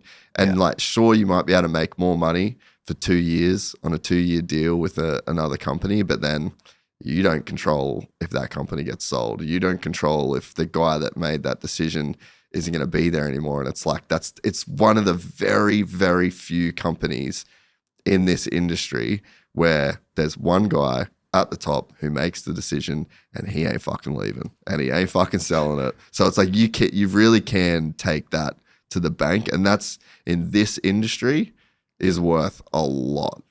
Yeah, so much to have that, like that continuity, the backing, the loyalty, everything. Like it goes both ways, doesn't it? Like I've always been that kind of person, like really loyal to the brands and stuff that have supported me from the beginning, and it's really nice to work with brands that are the same as that it goes both ways with. You don't have one rough year and you're like, oh, sorry, we don't need you anymore. Yeah. Like, so you were talking about your crash. You said, and you started talking about that Alps thing. So was it a moto crash? So I'm guessing you've just got some new Tech 10s and you're feeling fresh as fuck, and then, oh, don't.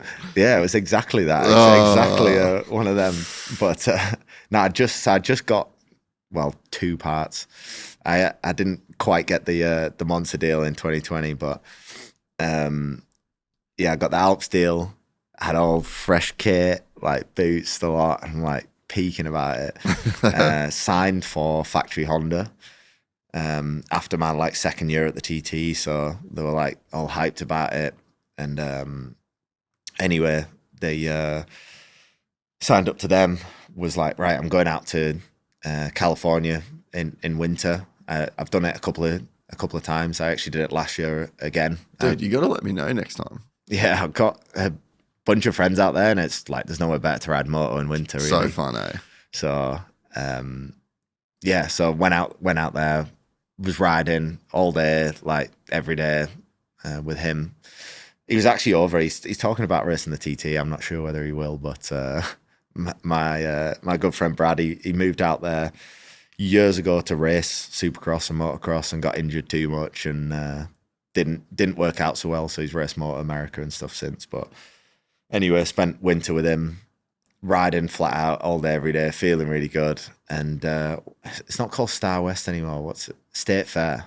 I don't think, Does it still exist? State Fair MX? No, I don't know. Yeah, it was called State Fair, but I don't think it's open anymore. Yeah, I think I it's. could be wrong. I think it is. Shut. Yeah.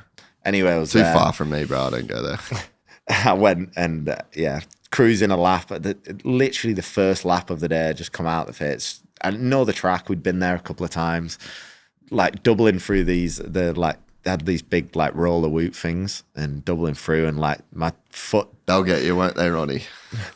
my foot must have tapped the gear lever anyway. I got neutral and just Oh no! straight over collarbone sticking out. I'm like, oh, no. Didn't have, and this is not a great advertisement, but fortunately I did this year. But I didn't have insurance, so I'm like, oh no. My mate wasn't even there this day. He was too busy. It was like, oh, you take the van, you go on your own. Call him up, and I'm like, yeah, I've snapped my collarbone. He's like, are you sure? I'm like, yeah, sure. And he's like, right, unless you're gonna die, don't call an ambulance because you can't afford it. I'm like, all right.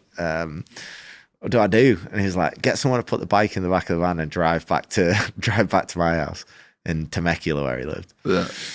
I'm like, oh shit. Okay. Drove back to his and I'm like, hey, I'm in so much pain right now. And then he's like, here's some painkillers or whatever that I've had since my last crash, and started feeding me them. And he's like, we'll go to, because we were planning to go to, it was like 2 days before A1. Oh, And I was like, I'm just looking forward to A1, like everything. everyone's got this story, eh?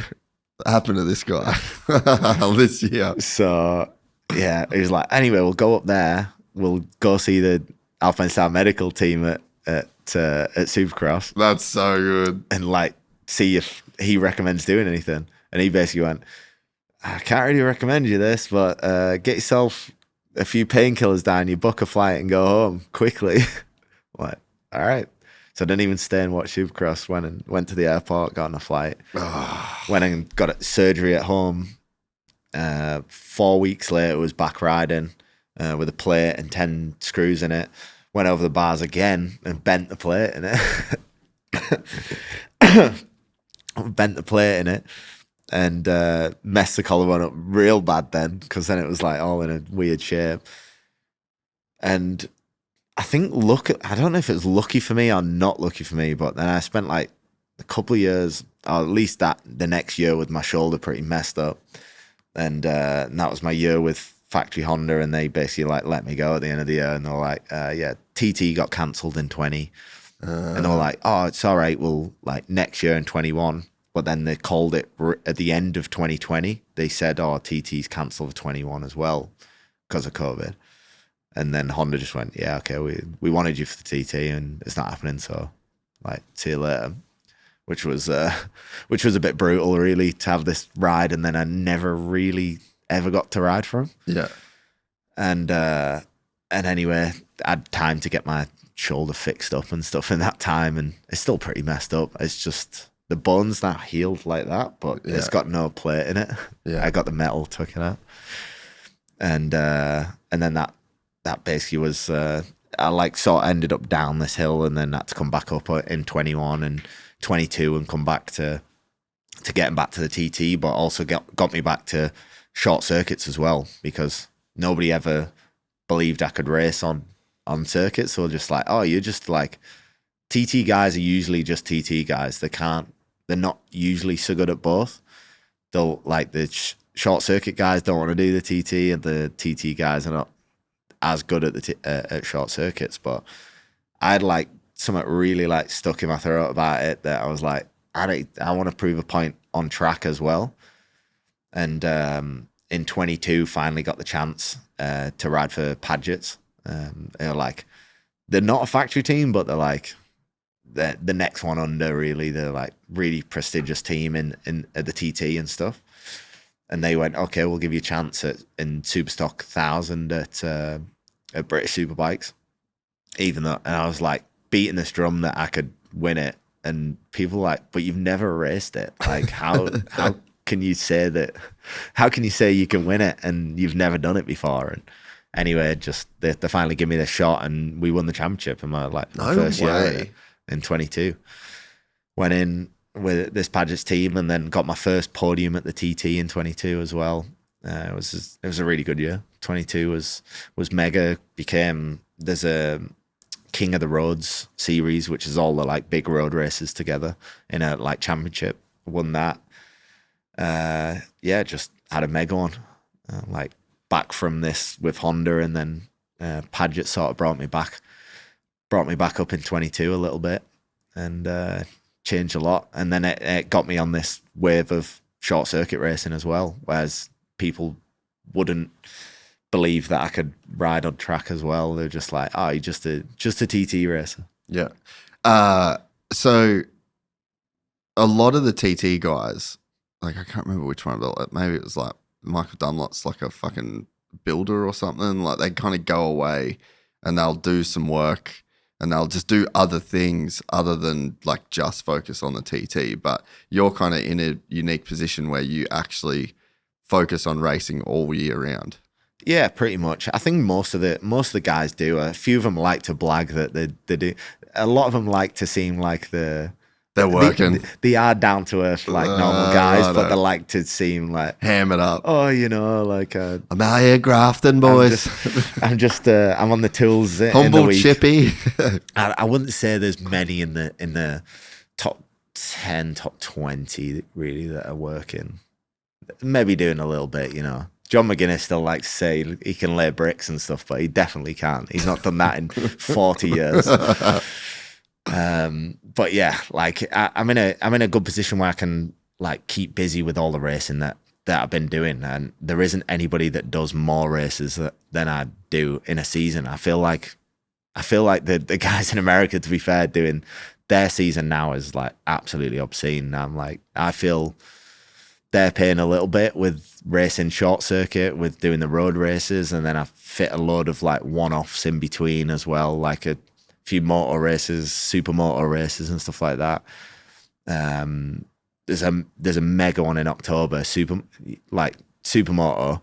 Like the World Championship is not massive, but there's this street supermoto race in Belgium that like cuts through a gateway and then has like a sick over under like supercross style off-road section that goes through like a tunnel and then a tunnel jump and like really sick section, but then goes back onto the like main street that's like closed streets, and it's like 500 entry knockout pyramid. It's so sick. Mete Superbiker it's called. Yeah, check that one out as well. Dude, there's so many. That is wild. There's so many cool races all around the world. The night of that is wilder than the day. Really? So they don't. I don't think officially they're allowed to say that, but they don't stop you going on the track at night.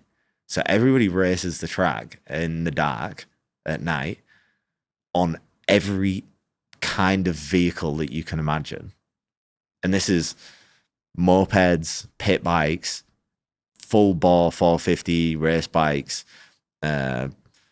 drift trike things. Like, I'll show you some videos. Like, dude, it's like absolutely, and it ends up very badly a lot of the time. I like bet. People get, because nobody's wearing gear. Most people no helmet on. Pissed, probably. Yeah, absolutely Wild West In Belgium? Yeah. All on the Duvals. Man, it's worse. It's Chimay, isn't it? That Chimay that's like 12% Chimay Bleu or something. Fuck. But yeah, that's absolutely. So I go there every year because it's just so much fun. Try to stay away from that nighttime racing because I've seen how that ends up. But I'll stand and spectate and watch them. Yeah. So let's go back to the very first lap around the TT. So you're grinding on the PlayStation game. This is a horrendous story as well. Yeah. So let's go to the first. Because it's a pretty fucking weird feeling at the start of the TT, right? And so there's like, so the first day I was there on the Tuesday, and that was the first race that I saw. And like, I just get there, we're there right before the race starts, and I started the race, and so they're just like, they're moving you around like crazy, and it's like heavy, like Yeah. it's not a fun vibe in the Start line is that feeling's. yeah, like you don't get that on a start line anywhere no, else, do you? it's everywhere. Everyone's got it, and if you kind of like take a second to peek around. This guy's kissing his wife, and that looks super heavy. And this guy's just staring off into space, and there's all these people around him, and they're talking to him, and he's just gone, you know? And so, like, you can't help but feeling that feeling. And then I went up on the fucking control tower, and directly across from the start line is the cemetery. Yeah.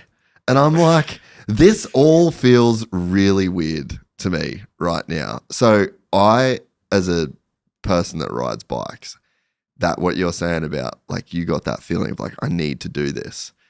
I'm like, dude, no, this is a lot to take in. So you've been grinding on the PlayStation to learn the track, and you've been sleeping on a floor in a truck the year before, and you're like, this is what I want to do. What is it like to sit on that start line for your first ever lap of practice at the TT? Yeah, it's pretty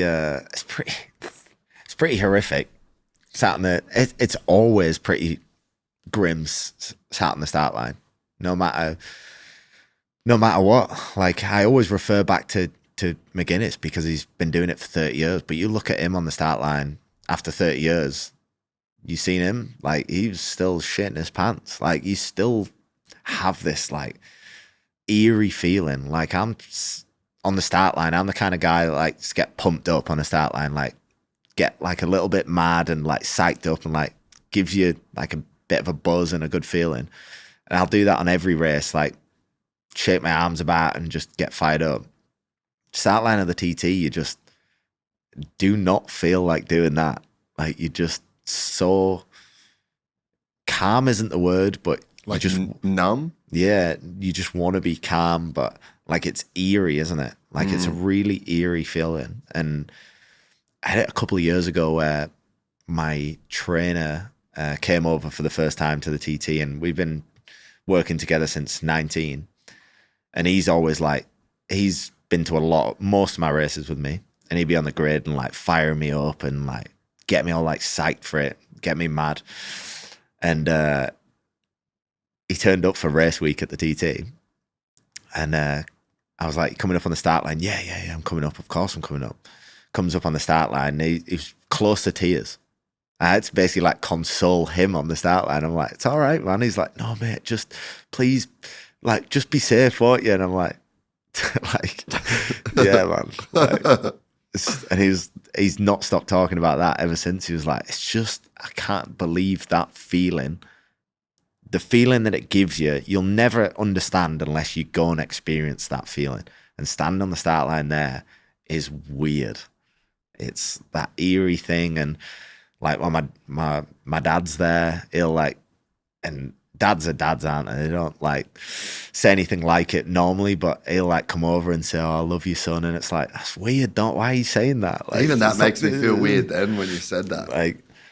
Like you almost, it's that last goodbye, like, sort of feeling that people are like, oh, it might be. And you're like, I'd just rather not think about it, I guess. But it's pretty weird. It's pretty weird. But for my first one, so when you're a newcomer at the TT, they actually give you a lot of help to learn the course, and they assess you before you get there to check that you know the course well enough. You have to like jump in a car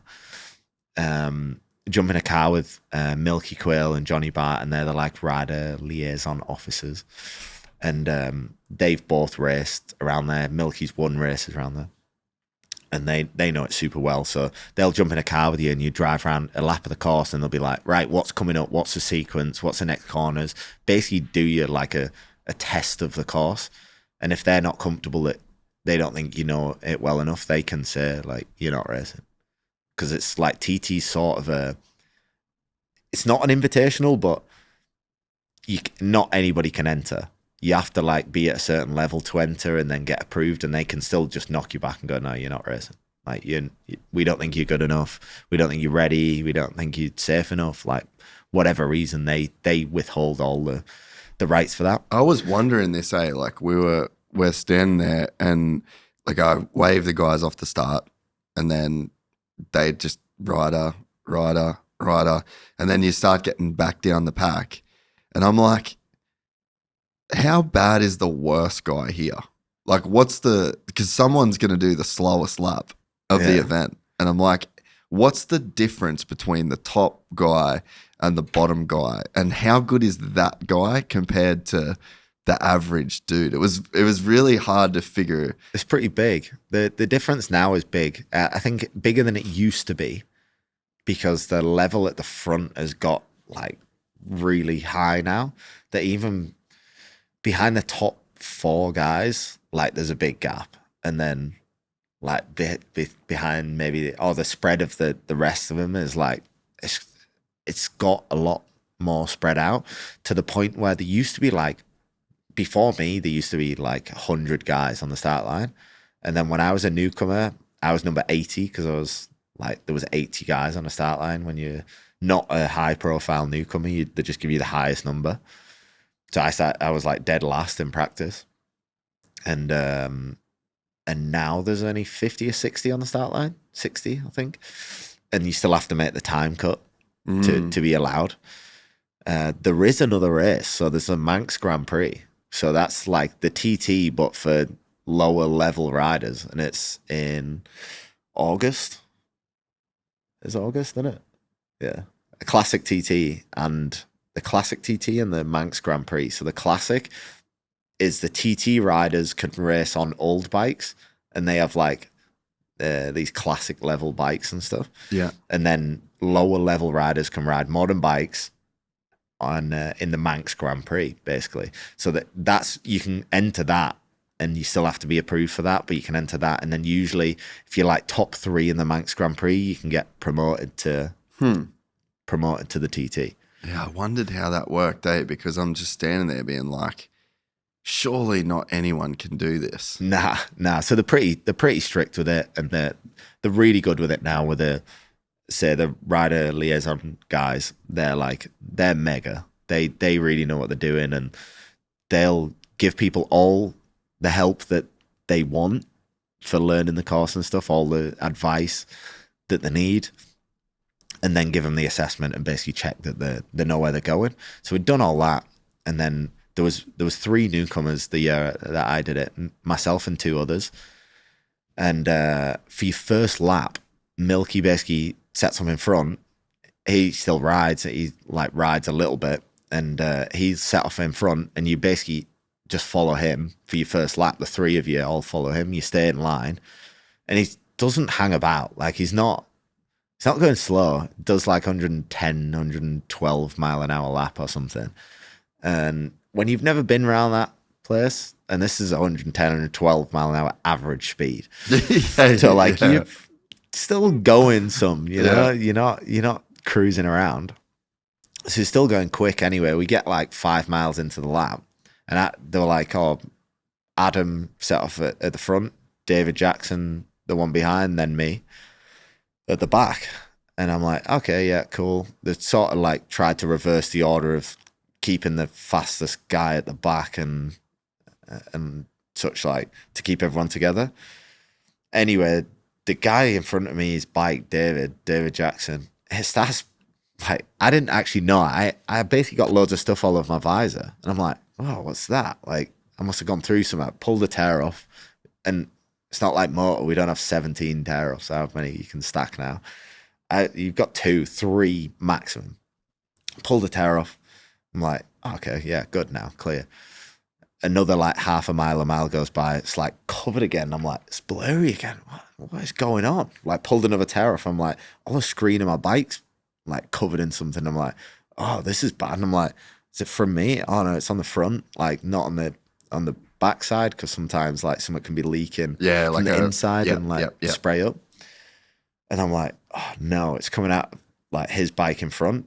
And then pulled another tear off, and then it was like, that was it. I had nothing. I had oil over the visor, loads on the front of my screen. I'm like freaking out. I'm like, oh, if it gets on my front tire, I'm going to crash. And I'm like, got all like nervous and slowed down. So I wasn't in his oil spray.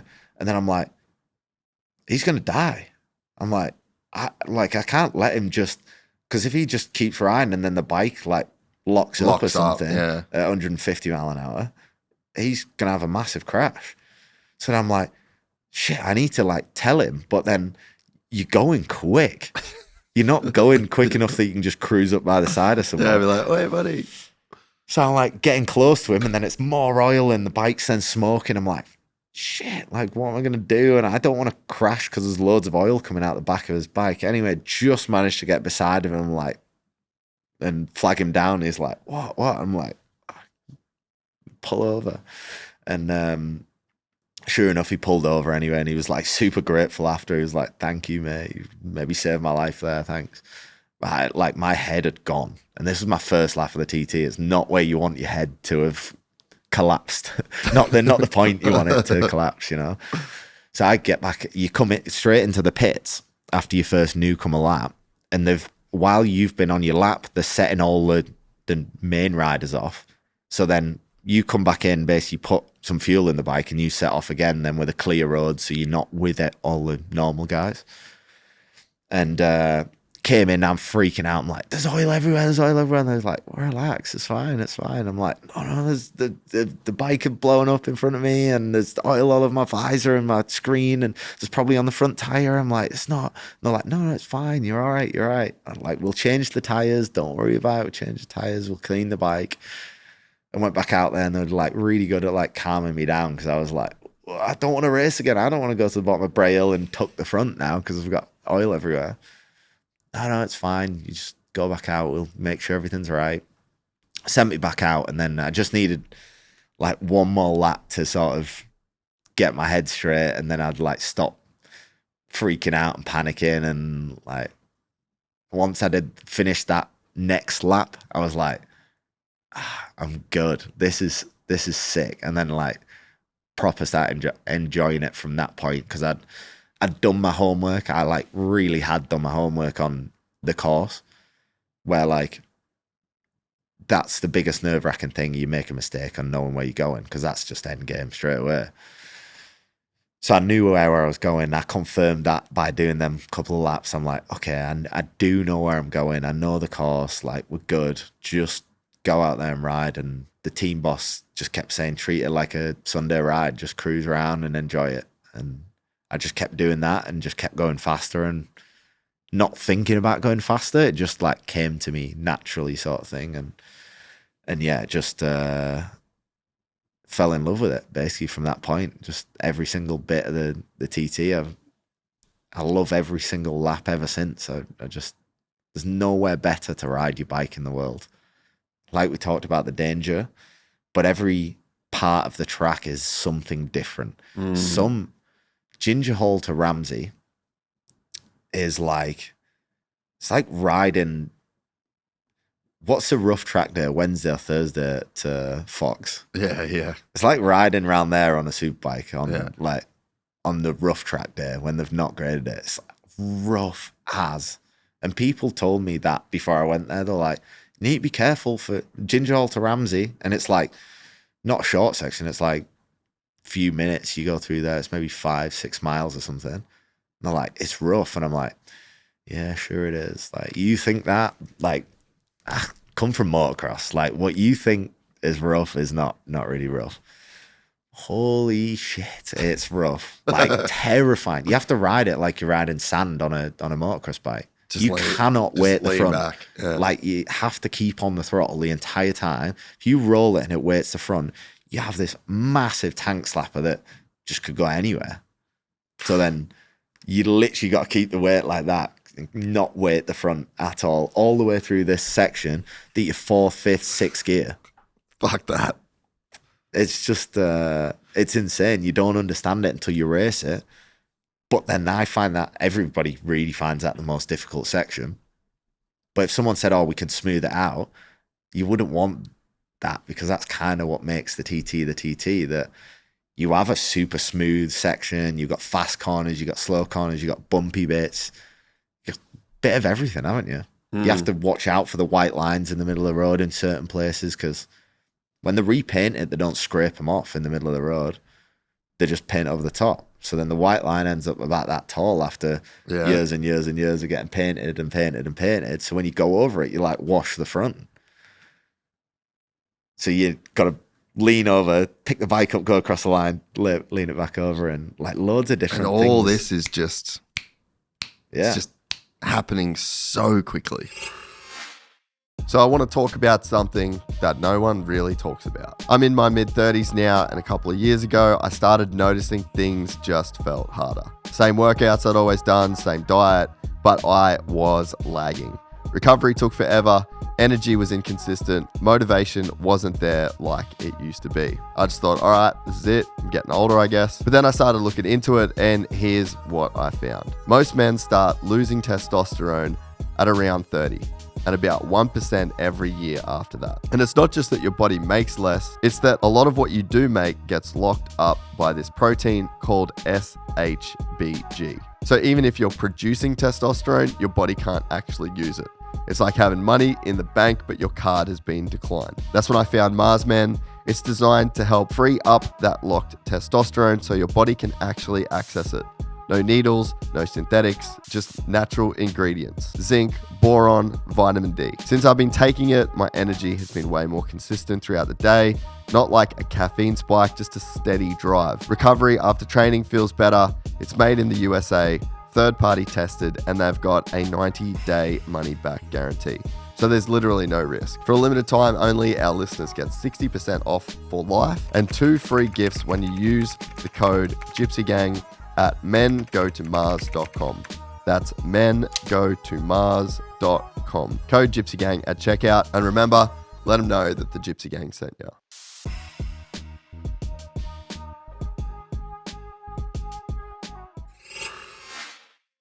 Are you not? I seen a thing recently, and I actually did a bunch of it at this Formula Medicine thing, mental training. They have a lot of mental training there. But I seen like it was an article maybe a few months ago where that was basically saying that they did a test on the TT, and it's, I don't want to make a mess of it because I don't know the name. The bit at the front of your brain, Prefrontal cortex. prefrontal cortex that controls the like now thinking. Yeah.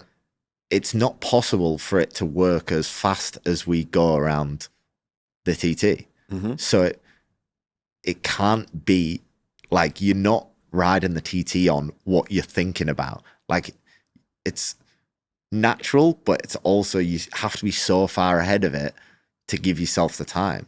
Like I find myself, I visualize like 2 corners in front of where I'm at before I'm there. Because before, like in a split second, you are all there. there. Yeah.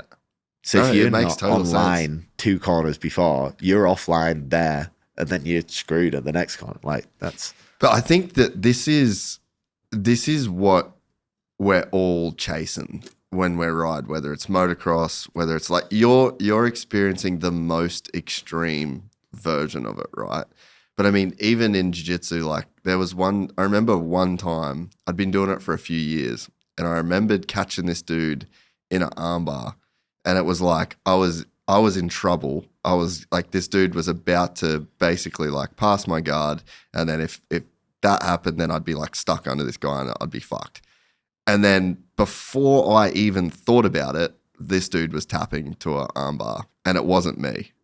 It was something else. It just happened. Yeah, like it wasn't me making that decision. It just happened, and then I got there after the fact. And that happens in riding every single second that you're on the track almost. I even think in motocross, right? Like how many times have you tucked the front a bit and then you've just dabbed a foot enough to then pick the bike back up, or you've like given it a little bit more throttle? Like all of these things that we're doing when we're riding, your brain, if it, in the moment that you would think about it, you've already lost the front and you're already on the ground. And I think that it's pulling us out of our own minds so much. And we live in this space and we get used to the feeling of just not having a mind, not having thoughts. And it's like when you zoom out into your life as a whole, it's the thinking that fucks the experience of being a person. It's, what have I got to do for money? I've got to be here. I've got this. My missus is carrying on, or my friends fucking being a dickhead and my boss sucks and my guy with the Kawasaki just came and stole my bike. But like, it's the thinking that kind of ruins the experience of being a human. And it's like when you're not thinking, that's when it's kind of bliss, you know? And when you're riding a dirt bike, when you're riding the TT, when you're doing jiu-jitsu, all of the things that we gravitate towards, they're the things that take our mind away, and it just forces us to be in the moment. And the TT is probably one of the most extreme versions of it. And I even think about like an F1 quali lap at Monaco, and the tire is just skimming the wall of the chicane. That's you can't think your way through that. Like, that's a feeling, and that's straight autopilot. And I think that when you can get into that zone, that's like the peak experience of being a human, you know? Oh, 100%. 100%. And there's no better feeling, is there? Because like, I've always said it, it's why I love riding bikes so much, because when you're in that zone, you're not thinking about anything else. You're not worrying about money. You're not worrying about life. You're not worrying about relationships. You're not worried about anything, because you're just in there doing what you're doing. And when you're in the best times, that's how things are going as well. Like you said, the best you perform in jiu-jitsu or whatever, like that's when it just happens. And those races that you're going so well, someone asks you afterwards, like, oh, how was it through there? Or what did you do through there? And you're like, I don't know. Like, I was just in. Like, I was just in this place where I was just so focused on what I was doing. But it doesn't feel like focus, does it? It's like, it's always hard to explain what it's like unless you've experienced it. And I think a lot of people haven't, though. Like, there's only so many people who've been in that place to experience that sort of feeling. A lot of people go through their life thinking about everything that they do, and can't get that sort of headspace where you just release the thinking part and just do. Yeah, and I think that's why people that ride, people that race, people that drive cars, people that surf. I mean, you know, surfing. I can imagine that you've watched Kelly Slater pull into an impossible barrel at Pipeline, and the wave just drops away and his tippy toes are on the surfboard, and then the rail digs in, and then he tucks down and just gets spat out of a cave.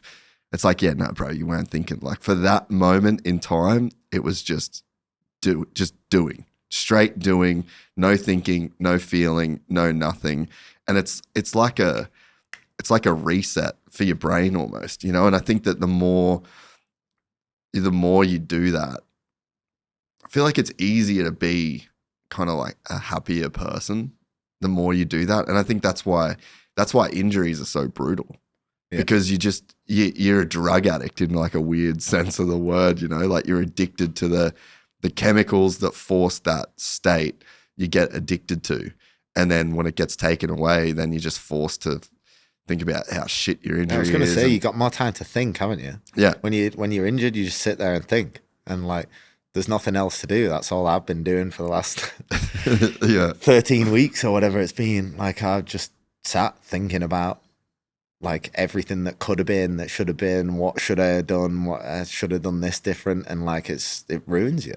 Like, mentally, it's horrible. Like, you're in this horrible place, and normally you can get through, you almost get into your life.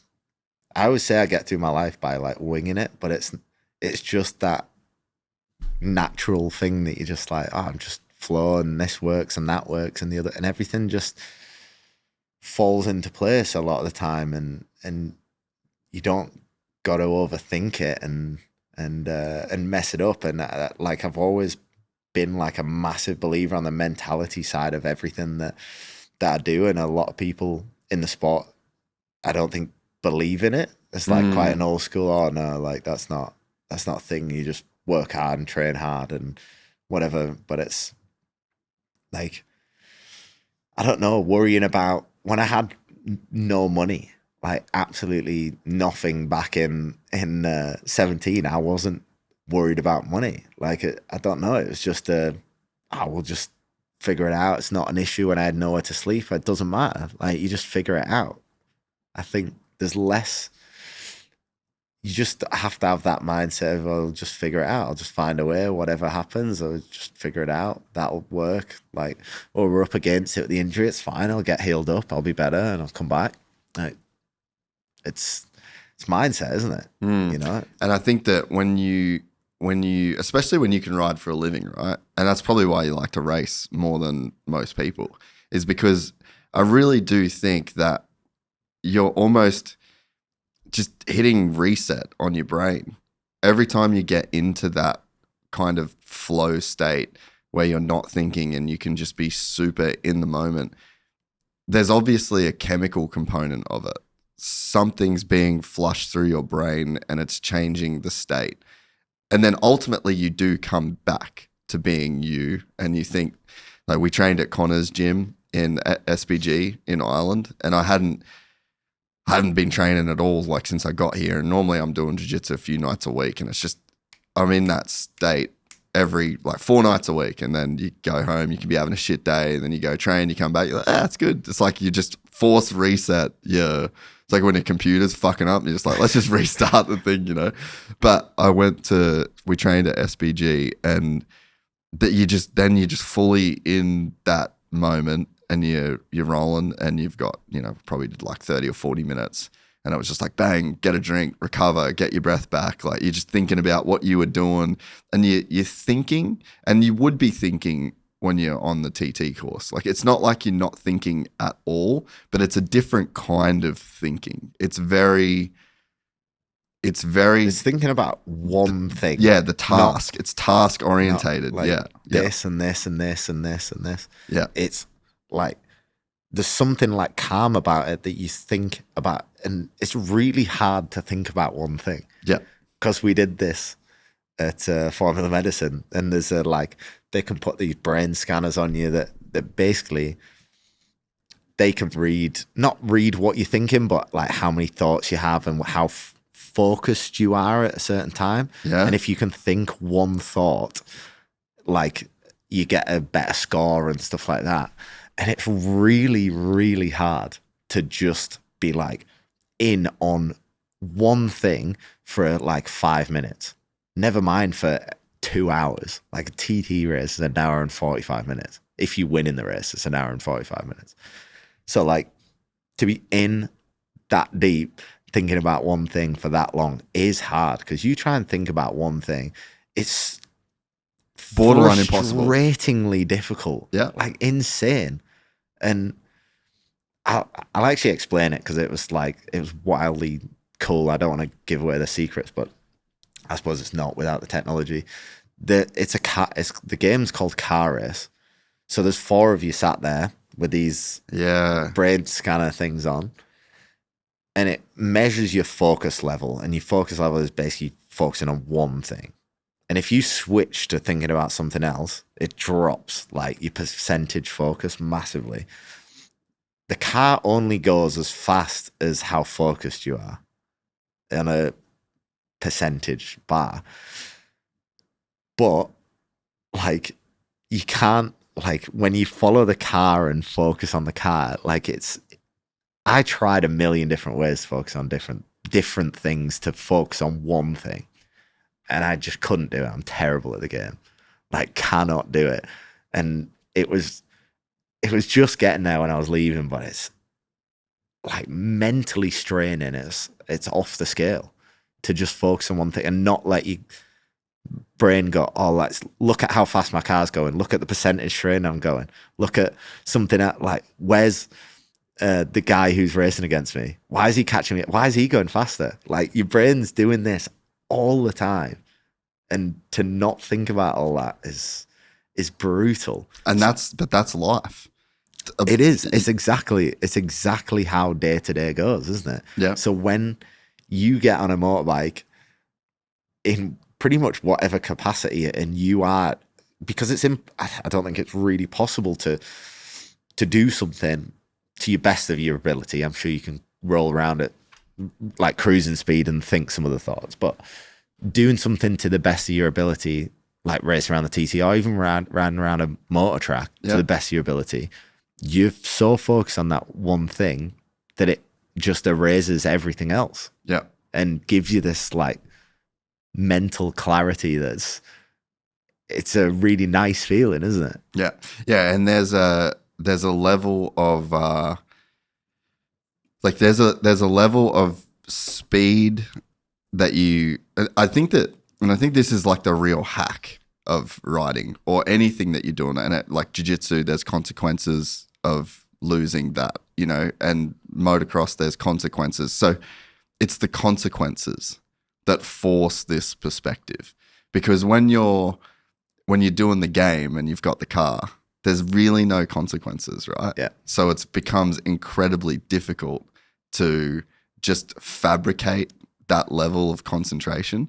Yeah. But when you're at the TT, it's life or death. Yeah. And it forces you into that zone. And if you can be prepared, and if you can put in the hundreds and hundreds of hours that it takes to memorize every line and every turn and every hedge and every drop and every gear change, and you can be prepared enough to be able to be focused for the hour and 45 minutes, like you're going to reach nirvana. And you think about it in meditation terms, right? Like that's essentially what meditation is. So these yogis that go and spend years in a cave to basically like shed their ego and shed their self, they're chasing those moments of like peak experience in a way where there's no thought, there's no self, there's no thoughts of your life and who you are and identity, and you get into that place, right? But that's what you're getting for an hour and 45 minutes on the TT bike, and it's because of all of the risks and just how gnarly the consequences are if you get it wrong. And it's like you don't have a choice in going to that place. And if you drop out of that zone, it might be the last thing you ever do.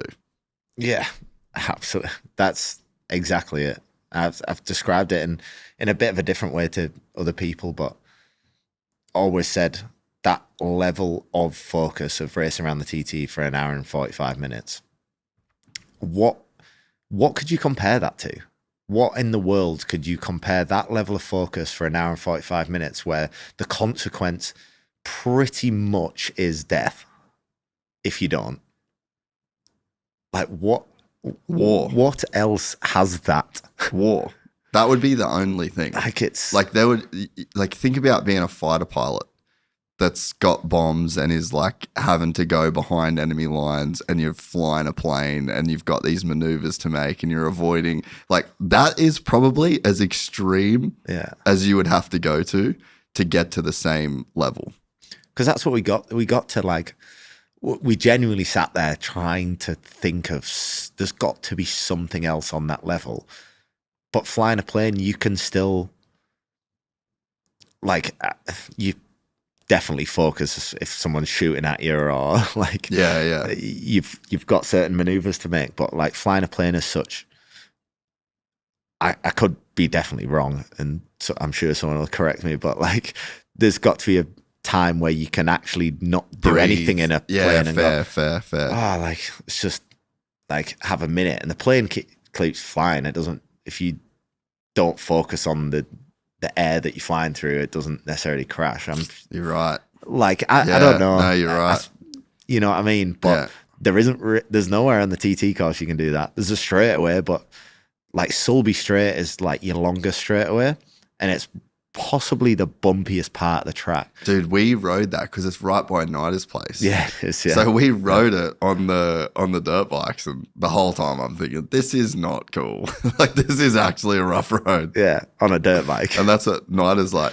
Nida's like, yeah, this is the fastest section of the track right here. And I'm just like, dude, this is come down there at 200. Well, and then with how this about much suspension?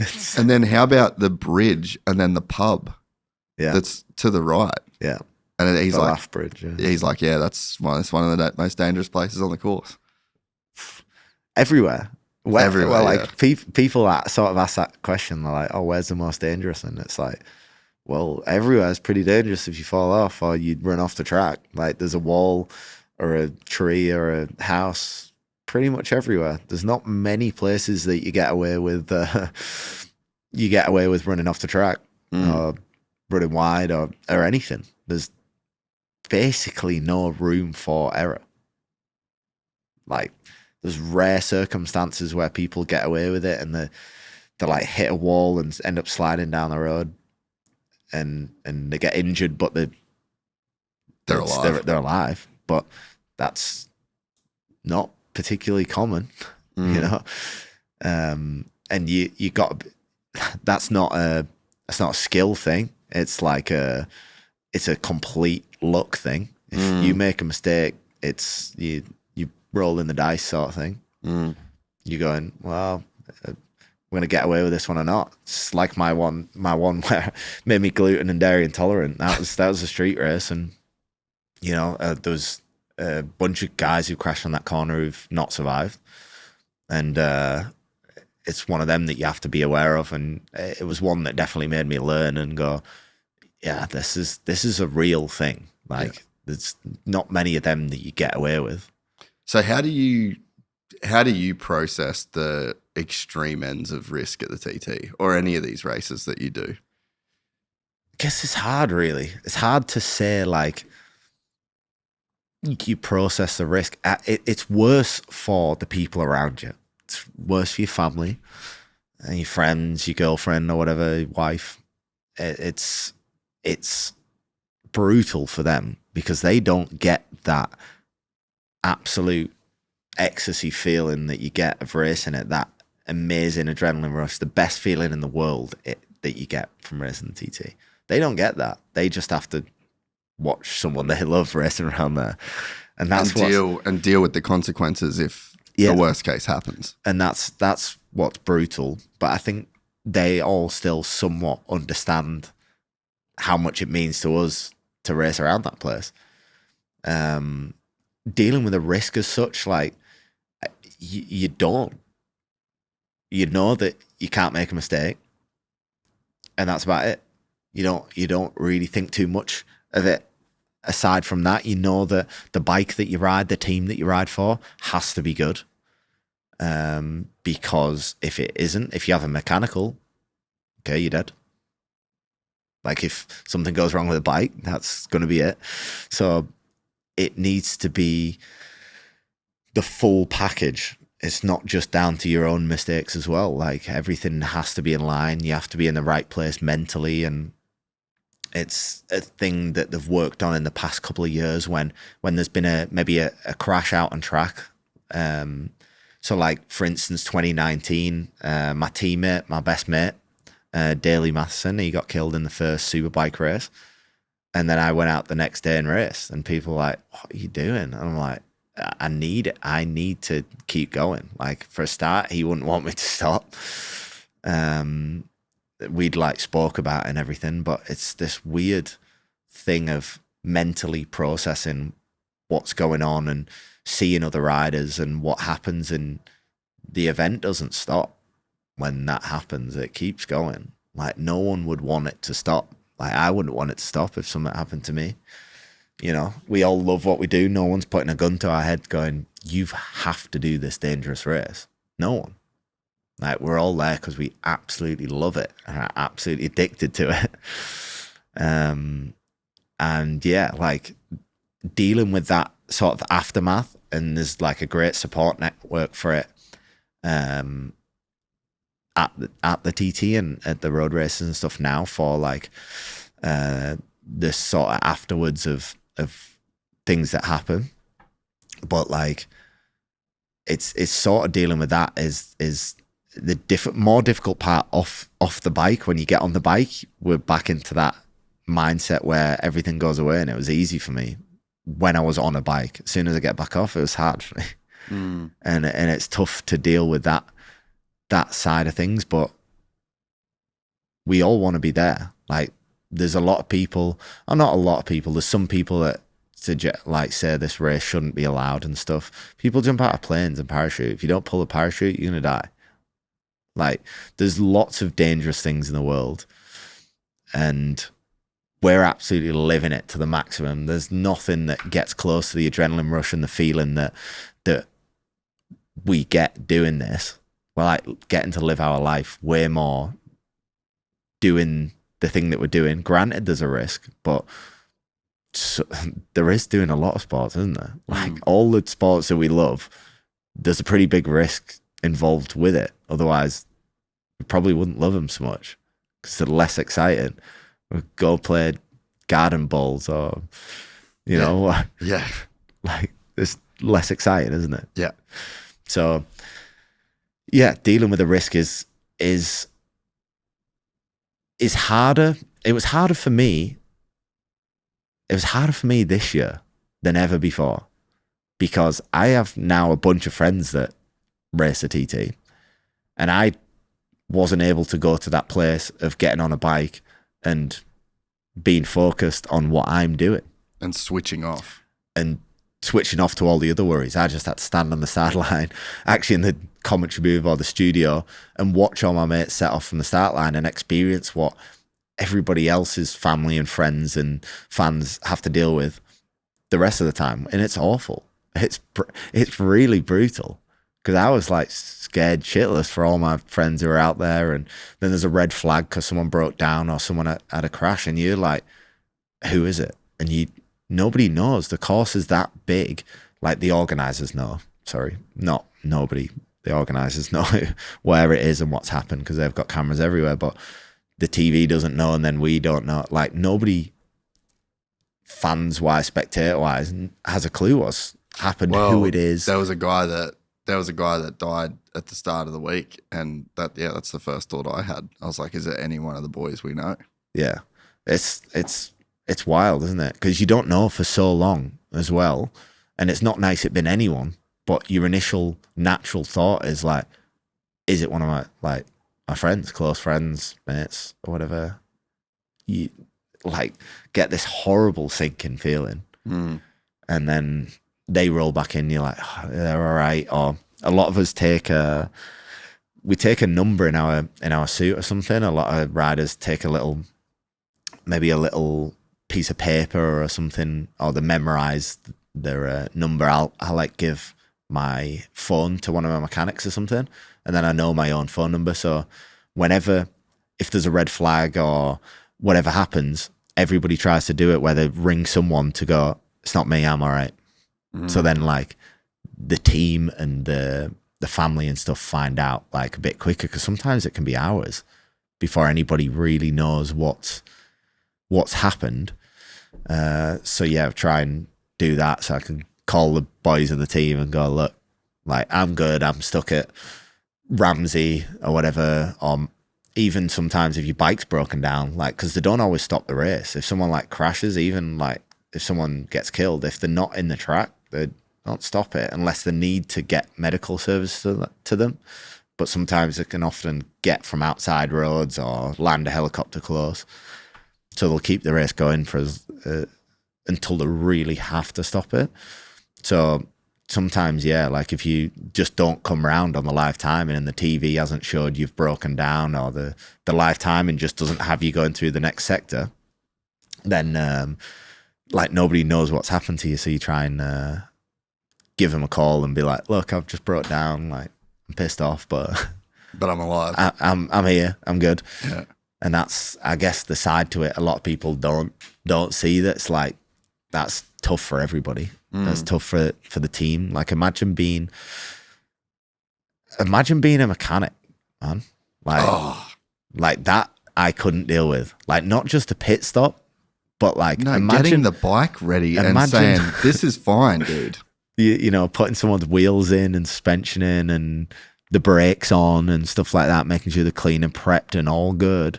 I don't like letting my friends ride my dirt bikes because I'm like, bro, I'm the mechanic and that's probably fucked. I'm the same, like terrible, not a good mechanic. I haven't changed this air filter in 2 years. Are you willing to ride this motorcycle? Yeah, please sign a waiver before you do. Yeah. But like, imagine doing that and going like, right, set off down Braille at 200 miles an hour, because you literally don't get a warm-up lap, don't get a sighting lap. You wake up in the morning, get your kit on, walk up to the start line, get on your bike, and go from not riding a bike at all that day. Maybe for a few days. We got a good few days in this practice week where, like, we had bad weather and people didn't ride for a few days. And then you go up to the start line and set off and go from standstill to 200 mile an hour in sixth gear in the first mile. That's mental, isn't it? Dude, standing on the start, like when I did the start, right? And I was looking back for most of it because that's where all the action is, right? And so I get out there and I was allowed to walk on the thing. And then so I turned from the looking at the start line to looking the other way. And I'm like, dude, that doesn't end. Like when you're sat on the start line, there's no corner that you can see. It just goes. And then you hear every bike.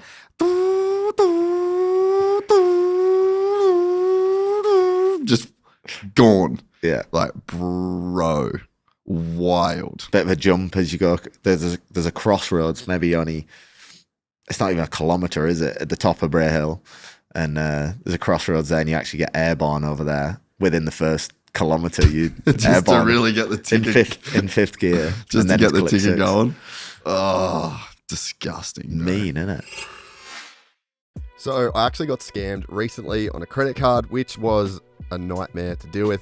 A dude in the UK bought $3,000 of Lego, believe it or not, and some Nando's. So I had to cancel the card, I had to wait for a new one, I had to dispute the charges, the whole deal. And this was the second time it happened to me. And it really just made me realize how important proper security is when it comes to anything to do with your money. And this is why I started using Cash App, which was awesome when they reached out and decided to help us out on the podcast. Your security deserves to be a priority, and Cash App treats it that way. With Security Lock, Cash App requires a successful Face ID or biometric authentication to access your account. It's like your money is protected by your own personal bodyguard, even if your phone is lost or stolen. Plus, if you're about to send money to someone new and Cash App notices something looks a bit off or that you might be falling for a scam, it will send you a warning before the money is sent to confirm that everything looks right. Turn on Security Lock in your Cash App settings today and pay attention to scam warnings to keep your money safe. Learn more at cash.app/security. For a limited time, new Cash App customers can earn $10 if they use code SECURE10 in their profile at sign up and send $5 to a friend within 14 days. Terms apply. Cash App is a financial service platform, not a bank. Banking services provided by Cash App's bank partners. Prepaid debit cards issued by Sutton Bank. Member FDIC. Discounts and promotions provided by Cash App, a Block Inc. brand. Visit cash.app/legal/podcast for full disclosures. So you have that mate that passes away and you said you'd spoken about it. What's that conversation like? Because I'm sure that's a very behind closed doors conversation that probably doesn't happen often. Nah, I think most of us are actually are a little bit the other way. A lot of us as friends, it sounds bad to even say it, but it's like really morbid, but like almost joke about it. Like joke about dying around the TT, which sounds like mental. But like we had with your closer friends, you do have the serious conversation and you know the risk behind it and you go like you prepared for it, like you prepared for the fact that what if? And you're like, yeah, like I know the risk. I know the risk that it carries and like I'm still doing it because I love it. I love that feeling. I'm addicted to it.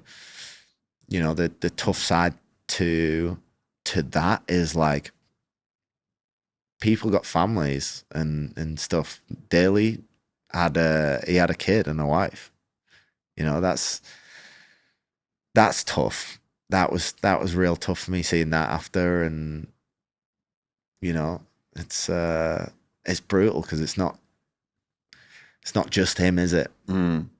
You know, it's them that has to deal with it as well. But also, Nat, his wife, is like incredibly understanding, and she was always like amazing with it. She supported his racing, and you know, we wouldn't be who we are without the TT. I don't mean like in a profile sense. I mean, as a person. Yeah. The person I am, I wouldn't.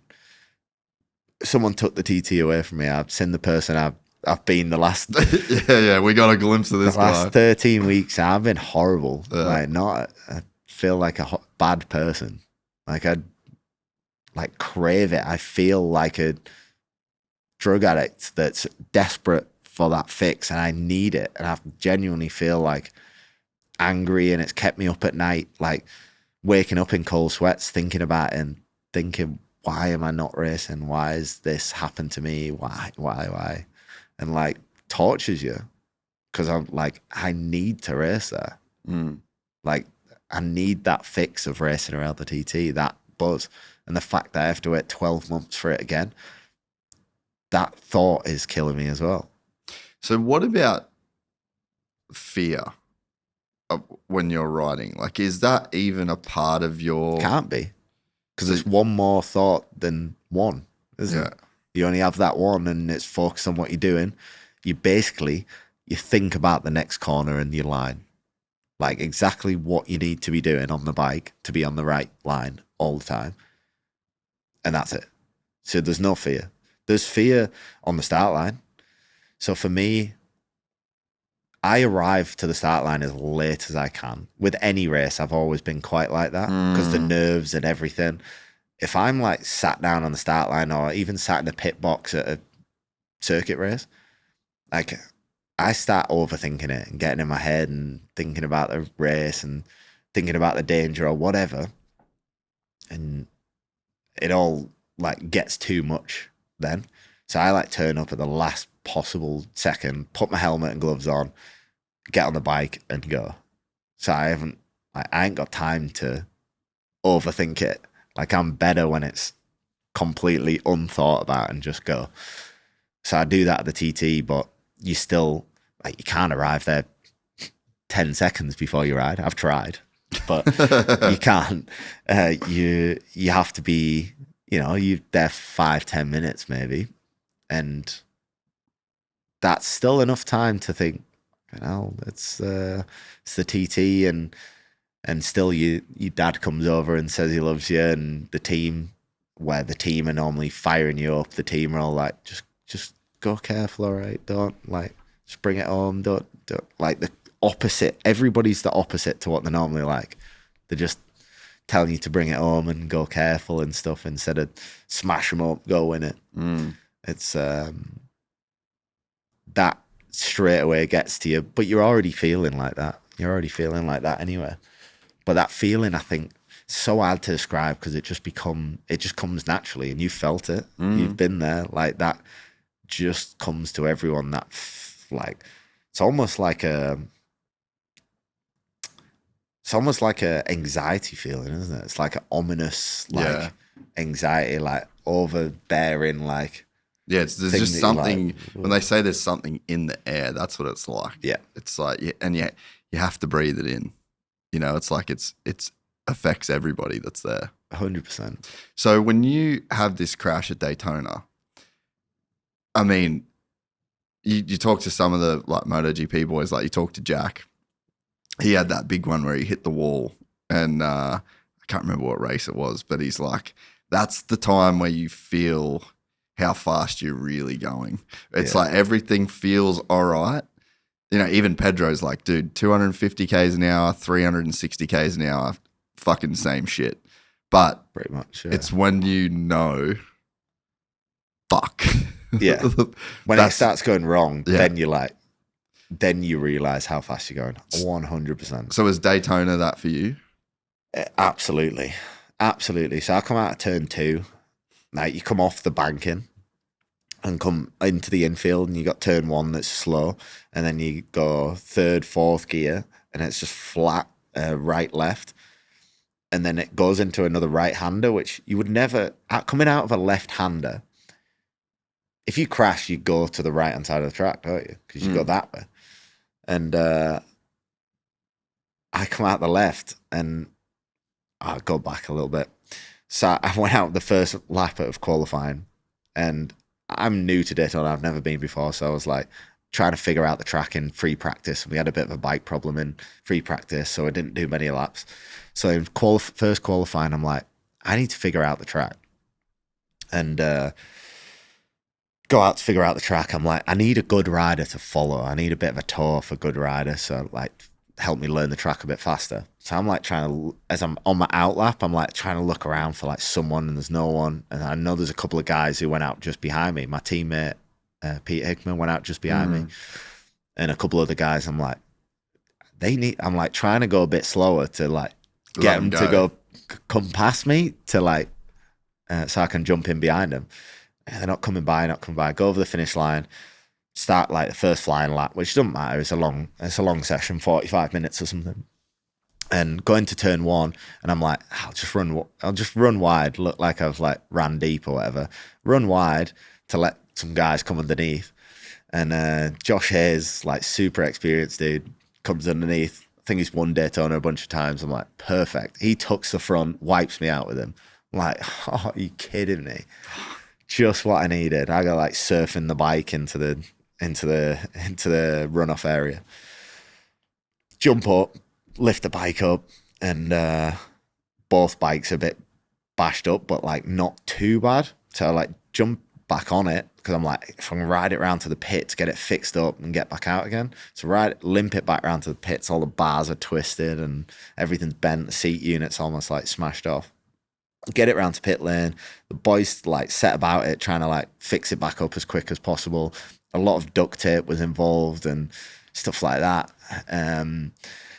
Get it sort of knocked about like into shape-ish. And I'm like, I'm chomping at the bit, like, let me out, get me back out for at least a few laps at the end because we're running out of time here, and I need some laps. So they go, yeah, you good. And I'm like, whoa, bars look a bit bent still. They're like, oh, you'll have to make do with it. Be all right. Sent me out there.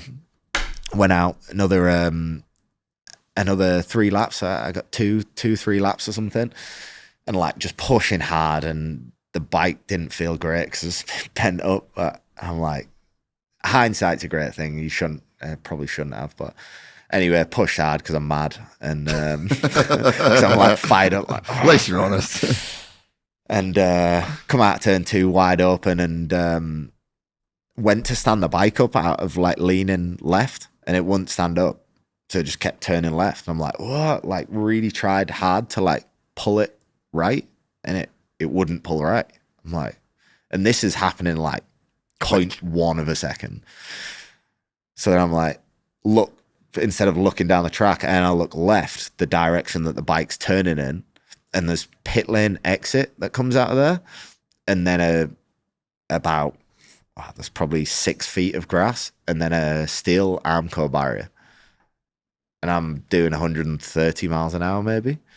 I'm like, this is not good. So then look towards that, and split second, I'm like, I ain't getting stopped, so just tried to jump off the thing. But by the time I got off it, we've gone through pit lane and onto the grass, and I've got like 6 feet before the barrier. So going to the barrier at 130, head first. And I thought it had knocked me out because I've been knocked out plenty of times, but didn't knock me out, unfortunately. I was like absolutely wide awake for the full thing, and smashed off the barrier, like came to a pretty like dead stop because they hit it quite square on. It wasn't like as much of a glancing blow as would have been nice. So basically like ricocheted off it, come to a dead stop, and I'm like bust on my nose and there's blood everywhere. And sorry, it's a bit gory in it, but Nah, keep going. blood everywhere in my eyes. I can't see and I can't like breathe properly. And I like try and roll over, and as I like rolled over to like one side, both my legs like sort of stayed where they were, and I'm like, oh, like excruciating pain. I was like, okay, this is bad. And I've never ever, for all the injuries I've never had one that was unbearable pain. Like I've got a pretty high pain tolerance, and I've like broke everything, broke my back, my arms, legs, collarbone, like you name it, everything. That tib fib at Supercross, I was trying to walk on my tib fib when I smashed that to a million pieces. Like I like kept trying to stand up, and I was like, yeah, that doesn't feel right. And they were going to cut my boot off, and I just said pull it off, and then they said it wasn't broken because Because you could pull your boot because I off. could pull it off. Yeah. And then got it x-rayed, found out it was in a bad shit, in a bad way. But Daytona was not like that. Daytona, I was in like All of the pain. all the pain. I've had a bunch of mates who've done a femur, and they always describe it in that way. But damn, like, dude, your femur, that's another level, man. Like, there ain't nothing coming close to doing that. Like, it's not even in the same league pain wise as anything else. That's like, yeah, just screaming at him, basically telling him to give me painkillers non-stop. Yeah. Please give me some painkillers. And there was what felt like about an hour's drive to the hospital, which was, it's actually like, you can see it from the track. It's like 5 minutes away. Yeah. It felt like an hour. I'm sure it was. But got there and they got me drugged up then, and then I ended up racing space bikes for like a couple hours. This space world, which was still not enjoyable because I could still feel my leg was broke. But yeah, so that not great. I wouldn't advise it. Don't do it. No. So It's not fun. no hitting the wall at Daytona at Yeah, 130. don't do that. It's like weird. And people like, oh, why is there not? There should be Recticel, like the padded fence in there. I'm like, But you you're just never never crash going there. Yeah. Like that, it'd be such a weird circumstance to do that. And it turns out when I had the first crash, for some reason it had like loosened the steering lock stop bolt. Oh, and it's wound its way out. Wound it out. Oh no. So when you You're lean, not checking that. wild, isn't Like no one's checking it? that. Yeah. When you lean the bike, if anybody that doesn't know, when you lean like a sports bike, you actually like counter steer a little bit. Yeah. So you're like leaning left and turning left, but your bars actually turn a little bit to the right. And gone through this left, and it wound out and jammed the steer and turned a little bit to the right. So then it had just locked in on that lean angle and just go in the direction it was going. It was the weirdest thing, the weirdest feeling ever. Not Helpless. nice. Yeah. And not enough time to think about it because, yeah, a few people were like, oh, did you not jump off? And it was like, yeah, I've got the video of it, and you've got like 1 second and 1.5 seconds from the point of realizing the bike won't stand up to hitting the wall. It's not enough time. Shit happens fast at 130 miles an hour. Yeah. Yeah. And that's one of those examples of like really when you can feel the speed, right? Yeah. So then, yeah, I felt the speed. What that point where you're like, I need to jump off this thing, and I don't even know what. It wouldn't be far. Wouldn't be far away. It wouldn't be 50 feet away. Closer than that. And you're like, I'm going way too fast, and my brain's going jump off, and you're like, it's not really any point. It's too late. Like we missed that boat. Like no chance.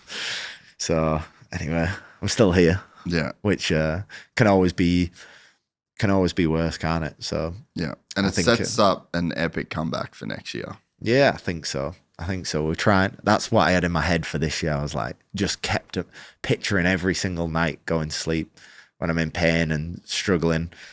I'm like, imagine how good the comeback's going to feel coming back from this to being on top of the podium. But I just got to keep working. I got more time to work at it I was now. going to say, you got a bit more time to keep going with it. So I want to go back a little bit again. So those first laps around the TT, right? So you obviously have that first little bit of weirdness that goes on. But once you did get those first clear laps and you started going fast, like, did the preparation pay off and you could really remember it and you could really kind of hook in from the start? What's that adjustment process like?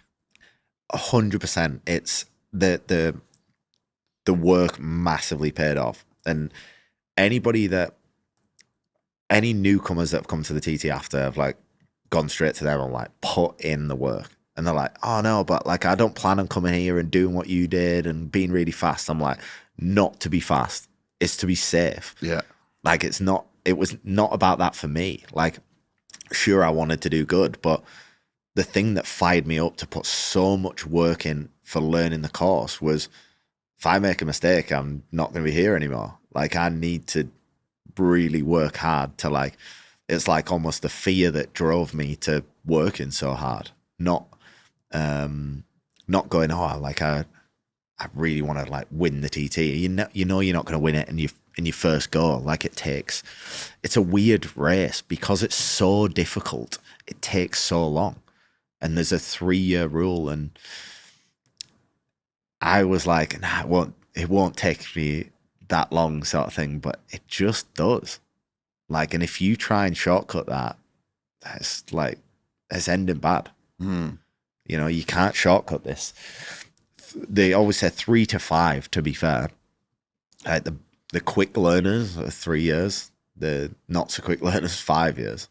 To like really get into a place where you can even start to try riding around the TT.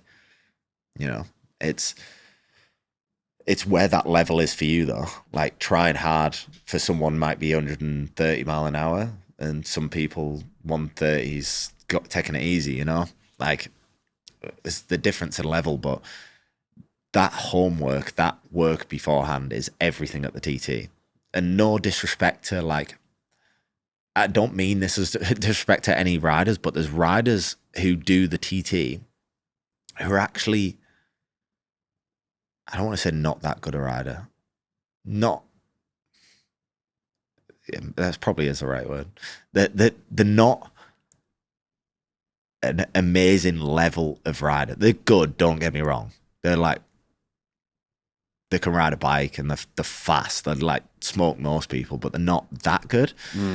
But they put in the work for course knowledge at the TT that enables them to be in that like top 20 guys. And they can actually leapfrog a bunch of guys to be able to put themselves in that group just by really working hard at understanding how to be fast at the TT as well.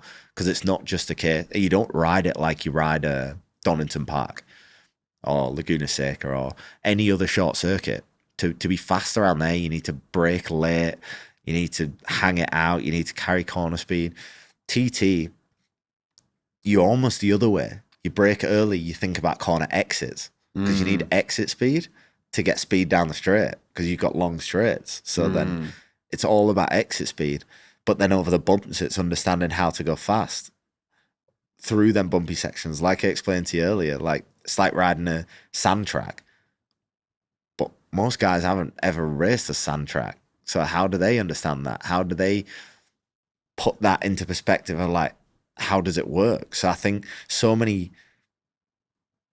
doing so many different sports in my like my career has like actually helped me loads at the TT because there is such a broad spectrum of riding styles. Yeah, in like one bike lap. skill. Yeah, bike skill that's required. Yeah, in one lap of the TT, that you have to ride this section like in a certain way, the next section in a different way, the next one in a different way, and each thing you learn from a different kind of discipline, you know. So then, I think that's really helped. It's helped me a lot, and like helped me progress having that sort of that sort of varying background and stuff to be able to go faster in those different sections. And if a rider can come to the TT and understand all of the things and what's needed to be done, and they put in the work and they like really, really study hard the course like I did, you can actually go there and be competitive relatively. I think when it comes to the stage of winning TTs, it does sort of have to be everything, but you can do good at the TT. Like there's guys who are doing really good there who are like the bike skill as such, or the talent isn't, their talent is not there. Yeah. It's only here, but they do all the other bits and can actually make up for it at the TT more so because there's so many other factors to it that can make up for so much. Yeah, that makes total sense. So can you close your eyes and ride the whole TT course? Yeah. How many laps have you done like that? A lot.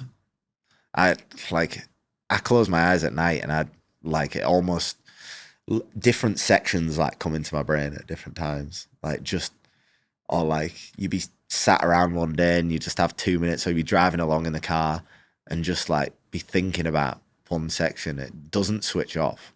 It's like 12 months of the your TT is ingrained in your brain that you can't not think about it all the time. That's so wild, isn't it? But then when you do it, all anybody wants to speak to you about is a TT. But that's okay because it is the best thing ever. Yeah. Oh, I remember when I first started doing jiu-jitsu, I was doing it so much. Like, I mean, I just 2018 and I fucking had no job. I just started the podcast and like that was kind of like my escape from how shit my real life was. And so I would just go to the gym like twice a day. And then when I wasn't at the gym or I wasn't doing the podcast, I was like watching videos and whatever. And there was like probably a year where all of my dreams, I was just training in my head. And I imagine that that's what the TT is like. It just gets so baked into your subconscious where you've just done, whether it's the PlayStation laps or whether it's the real laps and just all of it. It's so much data that because when we're dreaming, it's when your brain is trying to process the data that you've been learning. So I could just see how it would fully take over your subconscious. 100%. 100%. It's so important. Like when you're at the TT, when you do a night of practice, and then you go to bed and you wake up the next day and it's like you've downloaded your data. Like you've come in, plugged the bike into the laptop and the boys have got the data from the bike and you got to sleep and you've plugged in your data from yourself and you go out the next day and you're just so much faster because you've just like rehearsed all the little bits that you didn't get quite right or you were a bit slow through and you're like, I could go faster there. But there's like 250 corners, so you can't like memorize exactly where you need to go faster, but you go out the next lap and you just do that. Like it's almost subconsciously just pick up all on little, not mistakes, they're just all the little. Just like nuances.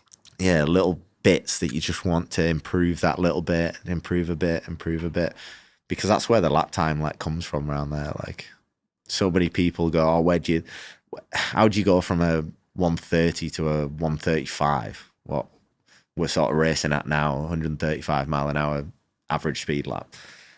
It's nothing. You break that down corner by corner, you're like, you have to pick up 1,000 on every corner.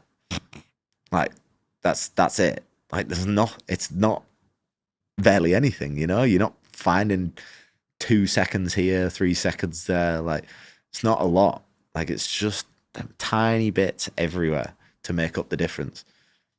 So a guy like Michael Dunlop, he's now won the most of anybody there. What's he got that other people don't have?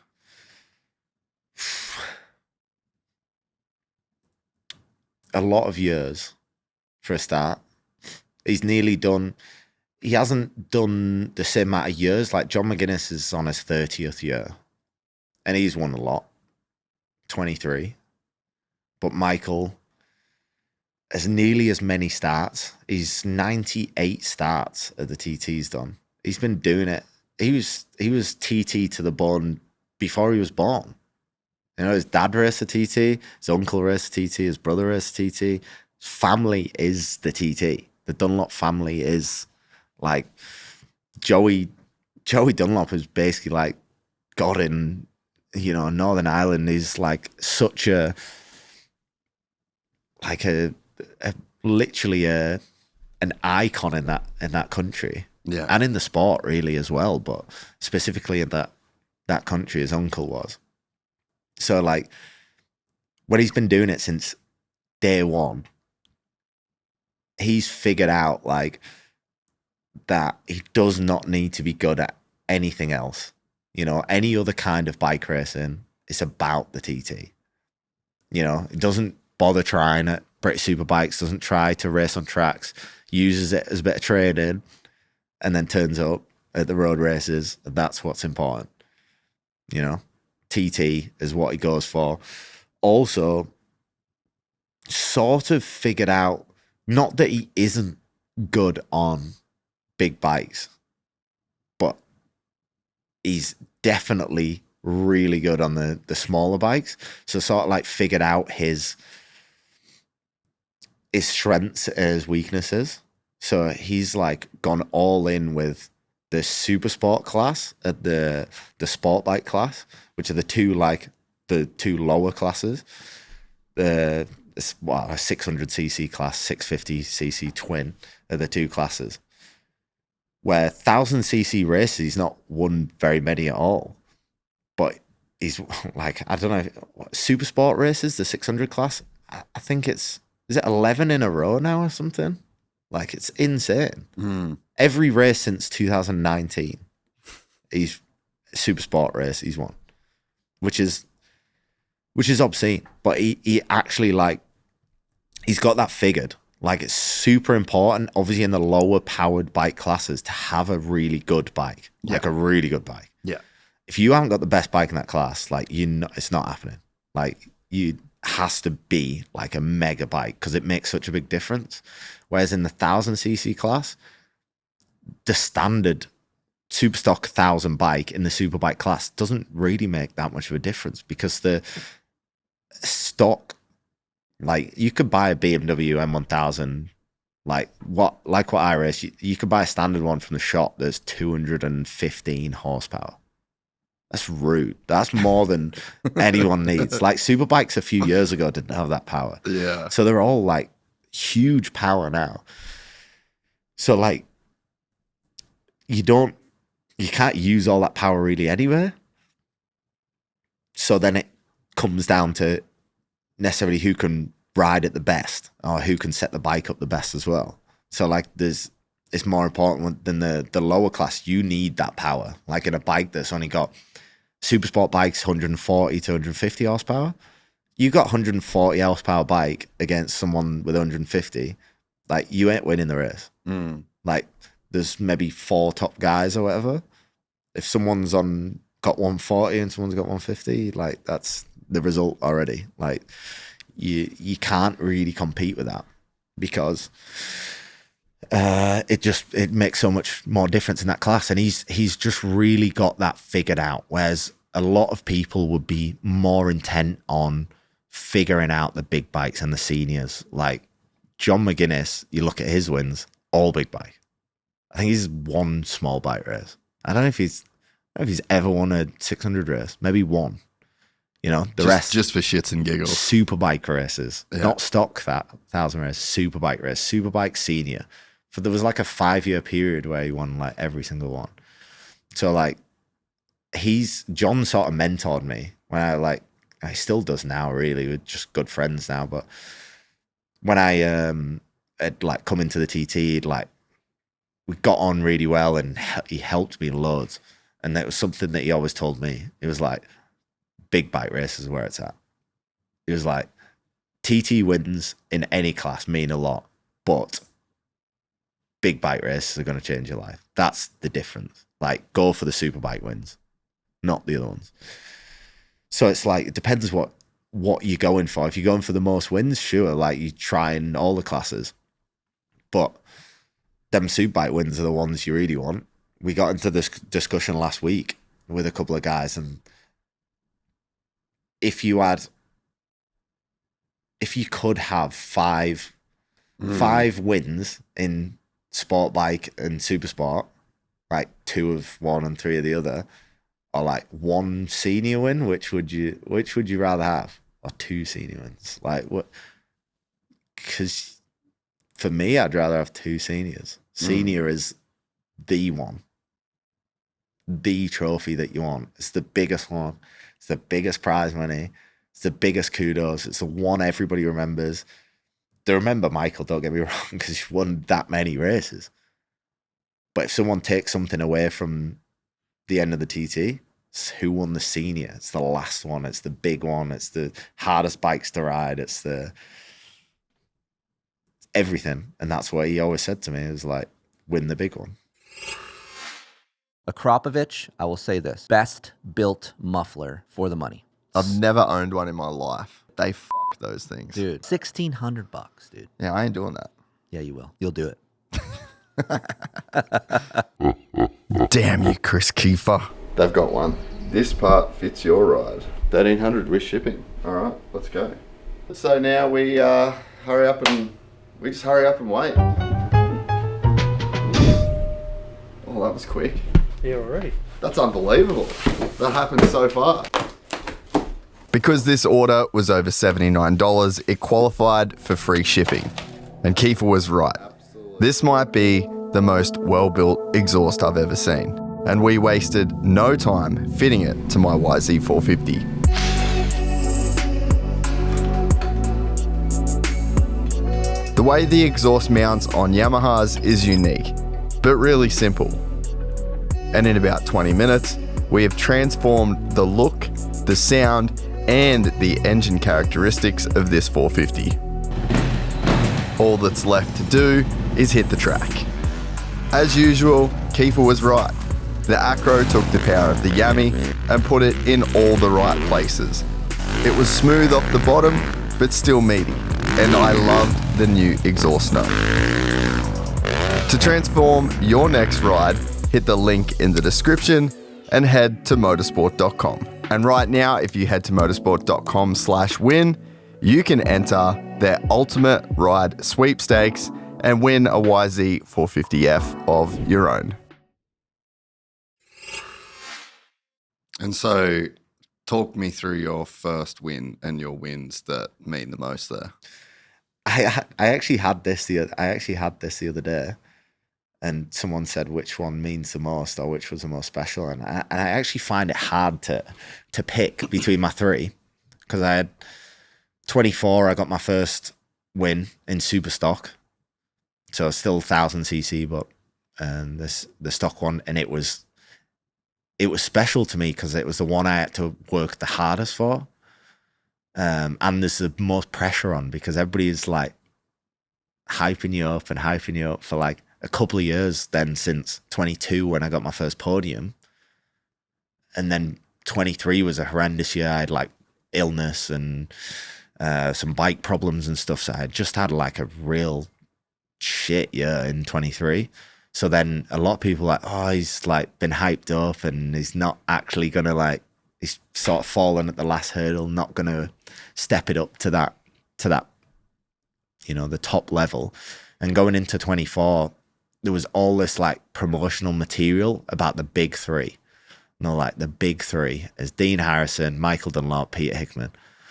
And like the big three is where it's at. Every race, it's only going to be between the big three. And I'm like, I use that like inside as like fire, where I was like, I'll show you. Like, let me be a part of that. Like, and I didn't expect them to say me, but I just used it as like to fire me up. So I'm like, I'm going to be in that. Like, I'm going to show them where it's at. They're not even saying that I'm within a chance of beating any of these three. I'm going to show them. And the super stock race, I knew the big bikes like is where it's at. It's where I've put my work into these big bike races. And I had a good package with the teams that I was riding for with BMWs. And coming at the super stock race, love the I actually ride a super stock bike in the super bike class as well because it just works well. And yeah, super stock race, I'm like, this is it. Like, we're good. Got off to a good start, which I'm good at, like good right from the start, which some guys take a bit of time.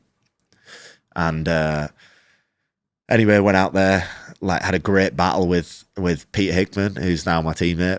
And he's known as the like, not the king of the mountain, but he's like the last section of the TT course is over the mountain. And nobody is faster than Pete over the mountain. He has the sector records there. He's the fastest guy over the mountain. So if many times Dunlop and Harrison were like neck and neck with Pete on the last lap, and then get to the mountain, and Pete had just blown my way over the mountain and win the race. And anyway, we're on the last lap. I'm neck and neck with Pete. I had a pit board at Ginger Hall that said +0. So I was like, there was literally less than a second. Heavy. Less than a second between. Are you in front of him on track or behind? I am in front of him, so I can't see him. So he's like, he's number 10. So I go off 8. So he's like 20 seconds behind me. So we can't see each other. And yeah, I'm like, I know I'm +0. And I'm coming up to the mountain. I know it's with Pete because when I stopped for my pit stop, they told me it's you and Pete that are neck and neck. So I'm coming up to the mountain now, like there was something inside me that I was like, everybody thinks he's the fastest over the mountain. I'm going to change that. And I love the mountain section as well. It's like probably my strongest sector as well, or 2 sectors it is over the mountain, up the mountain and down it. And yeah, and like pulled 3 seconds on him over the mountain and won by 2.5, 3 seconds or whatever. And yeah, was just got that first win. I didn't know I'd won because nobody tells you because everybody doesn't cross the line together. You don't know you've crossed the finish line first. And you pull into the return road and I'm sort of like looking at, there's a big like grandstand there and all the crowd are cheering and going wild. And I'm like trying to look out to see if someone said you like P1 or not. And I don't know if I just couldn't make it out or what, but I couldn't see anyone saying that. 20 seconds later, Pete pulls in beside me and he's like, well done, mate. I don't know who's won it, but it was a good race. And shook hands and everything. And it's not, you come all the way up the return lane and then you turn into the winner's enclosure. Yeah. So we're coming up the return lane and the whole time I'm like trying to tell myself, like almost prepare myself because I'm like, just tell myself that I haven't won it. Because I'm like, I don't want the disappointment of like pulling around the corner and seeing that I didn't win.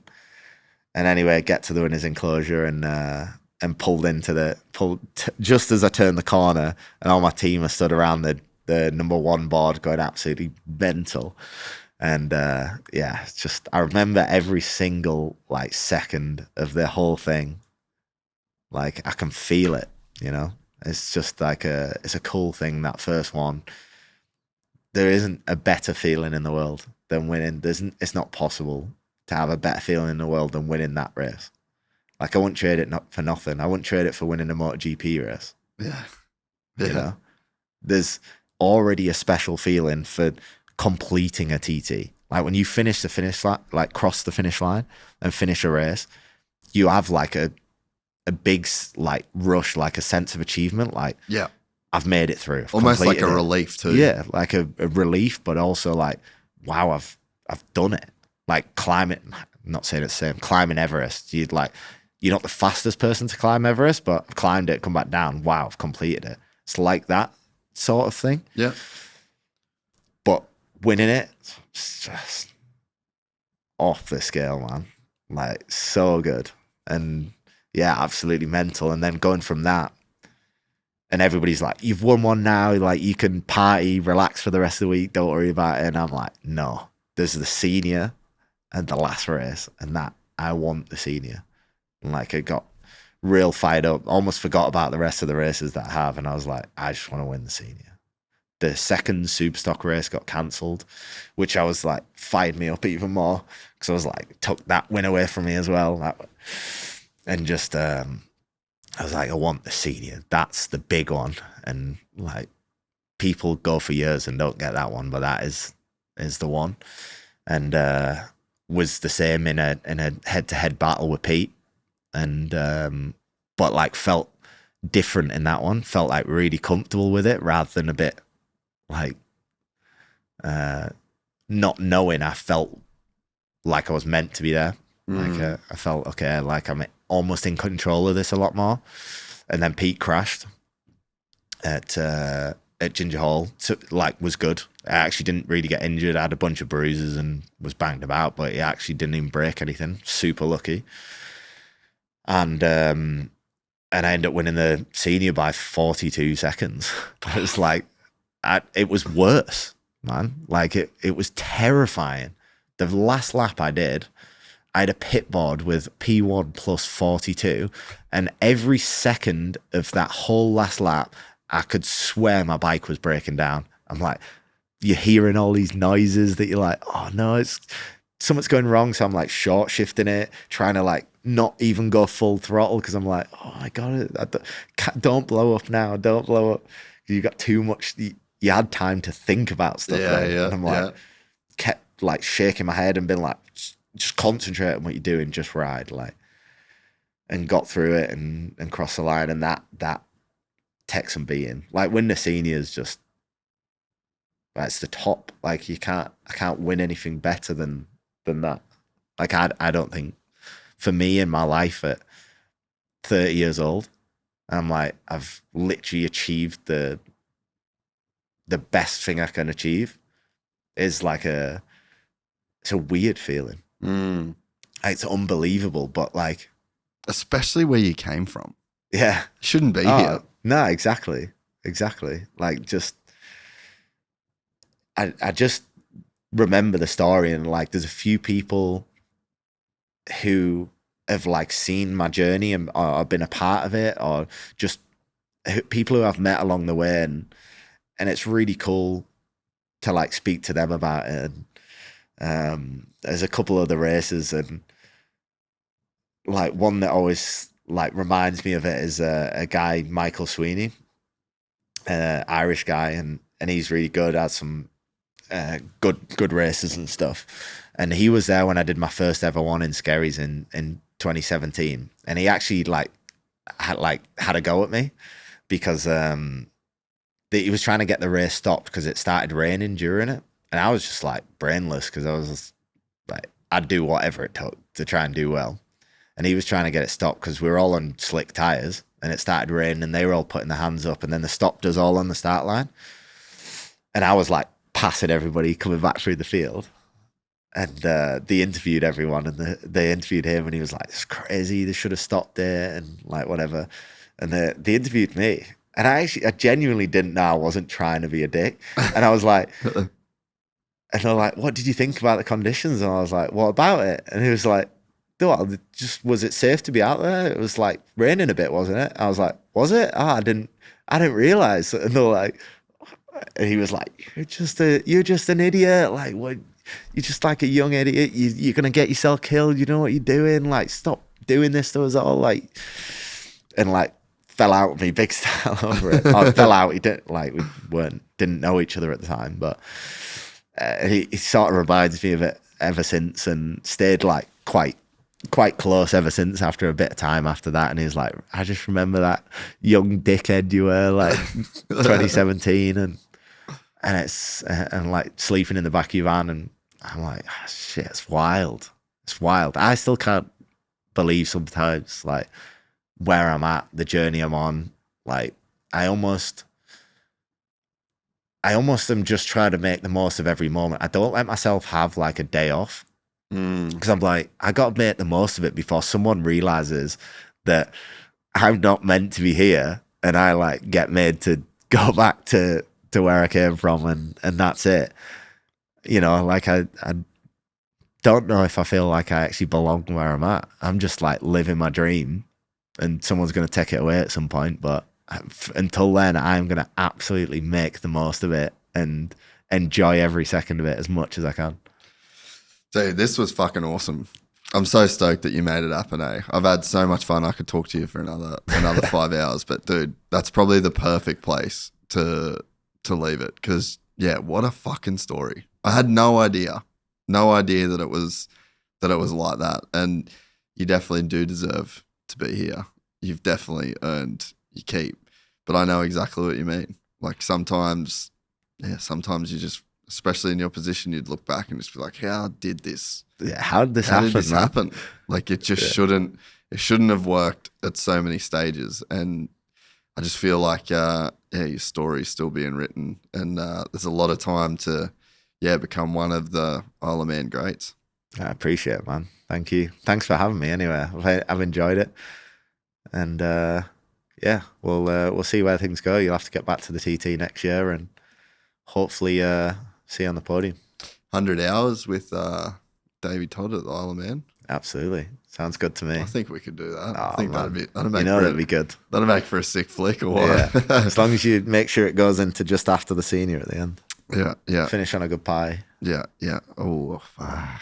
Love that. Nah, dude, honestly, this was so cool. I appreciate you. And we'll do it again sometime for sure. Absolutely, man. Cheers. Legend.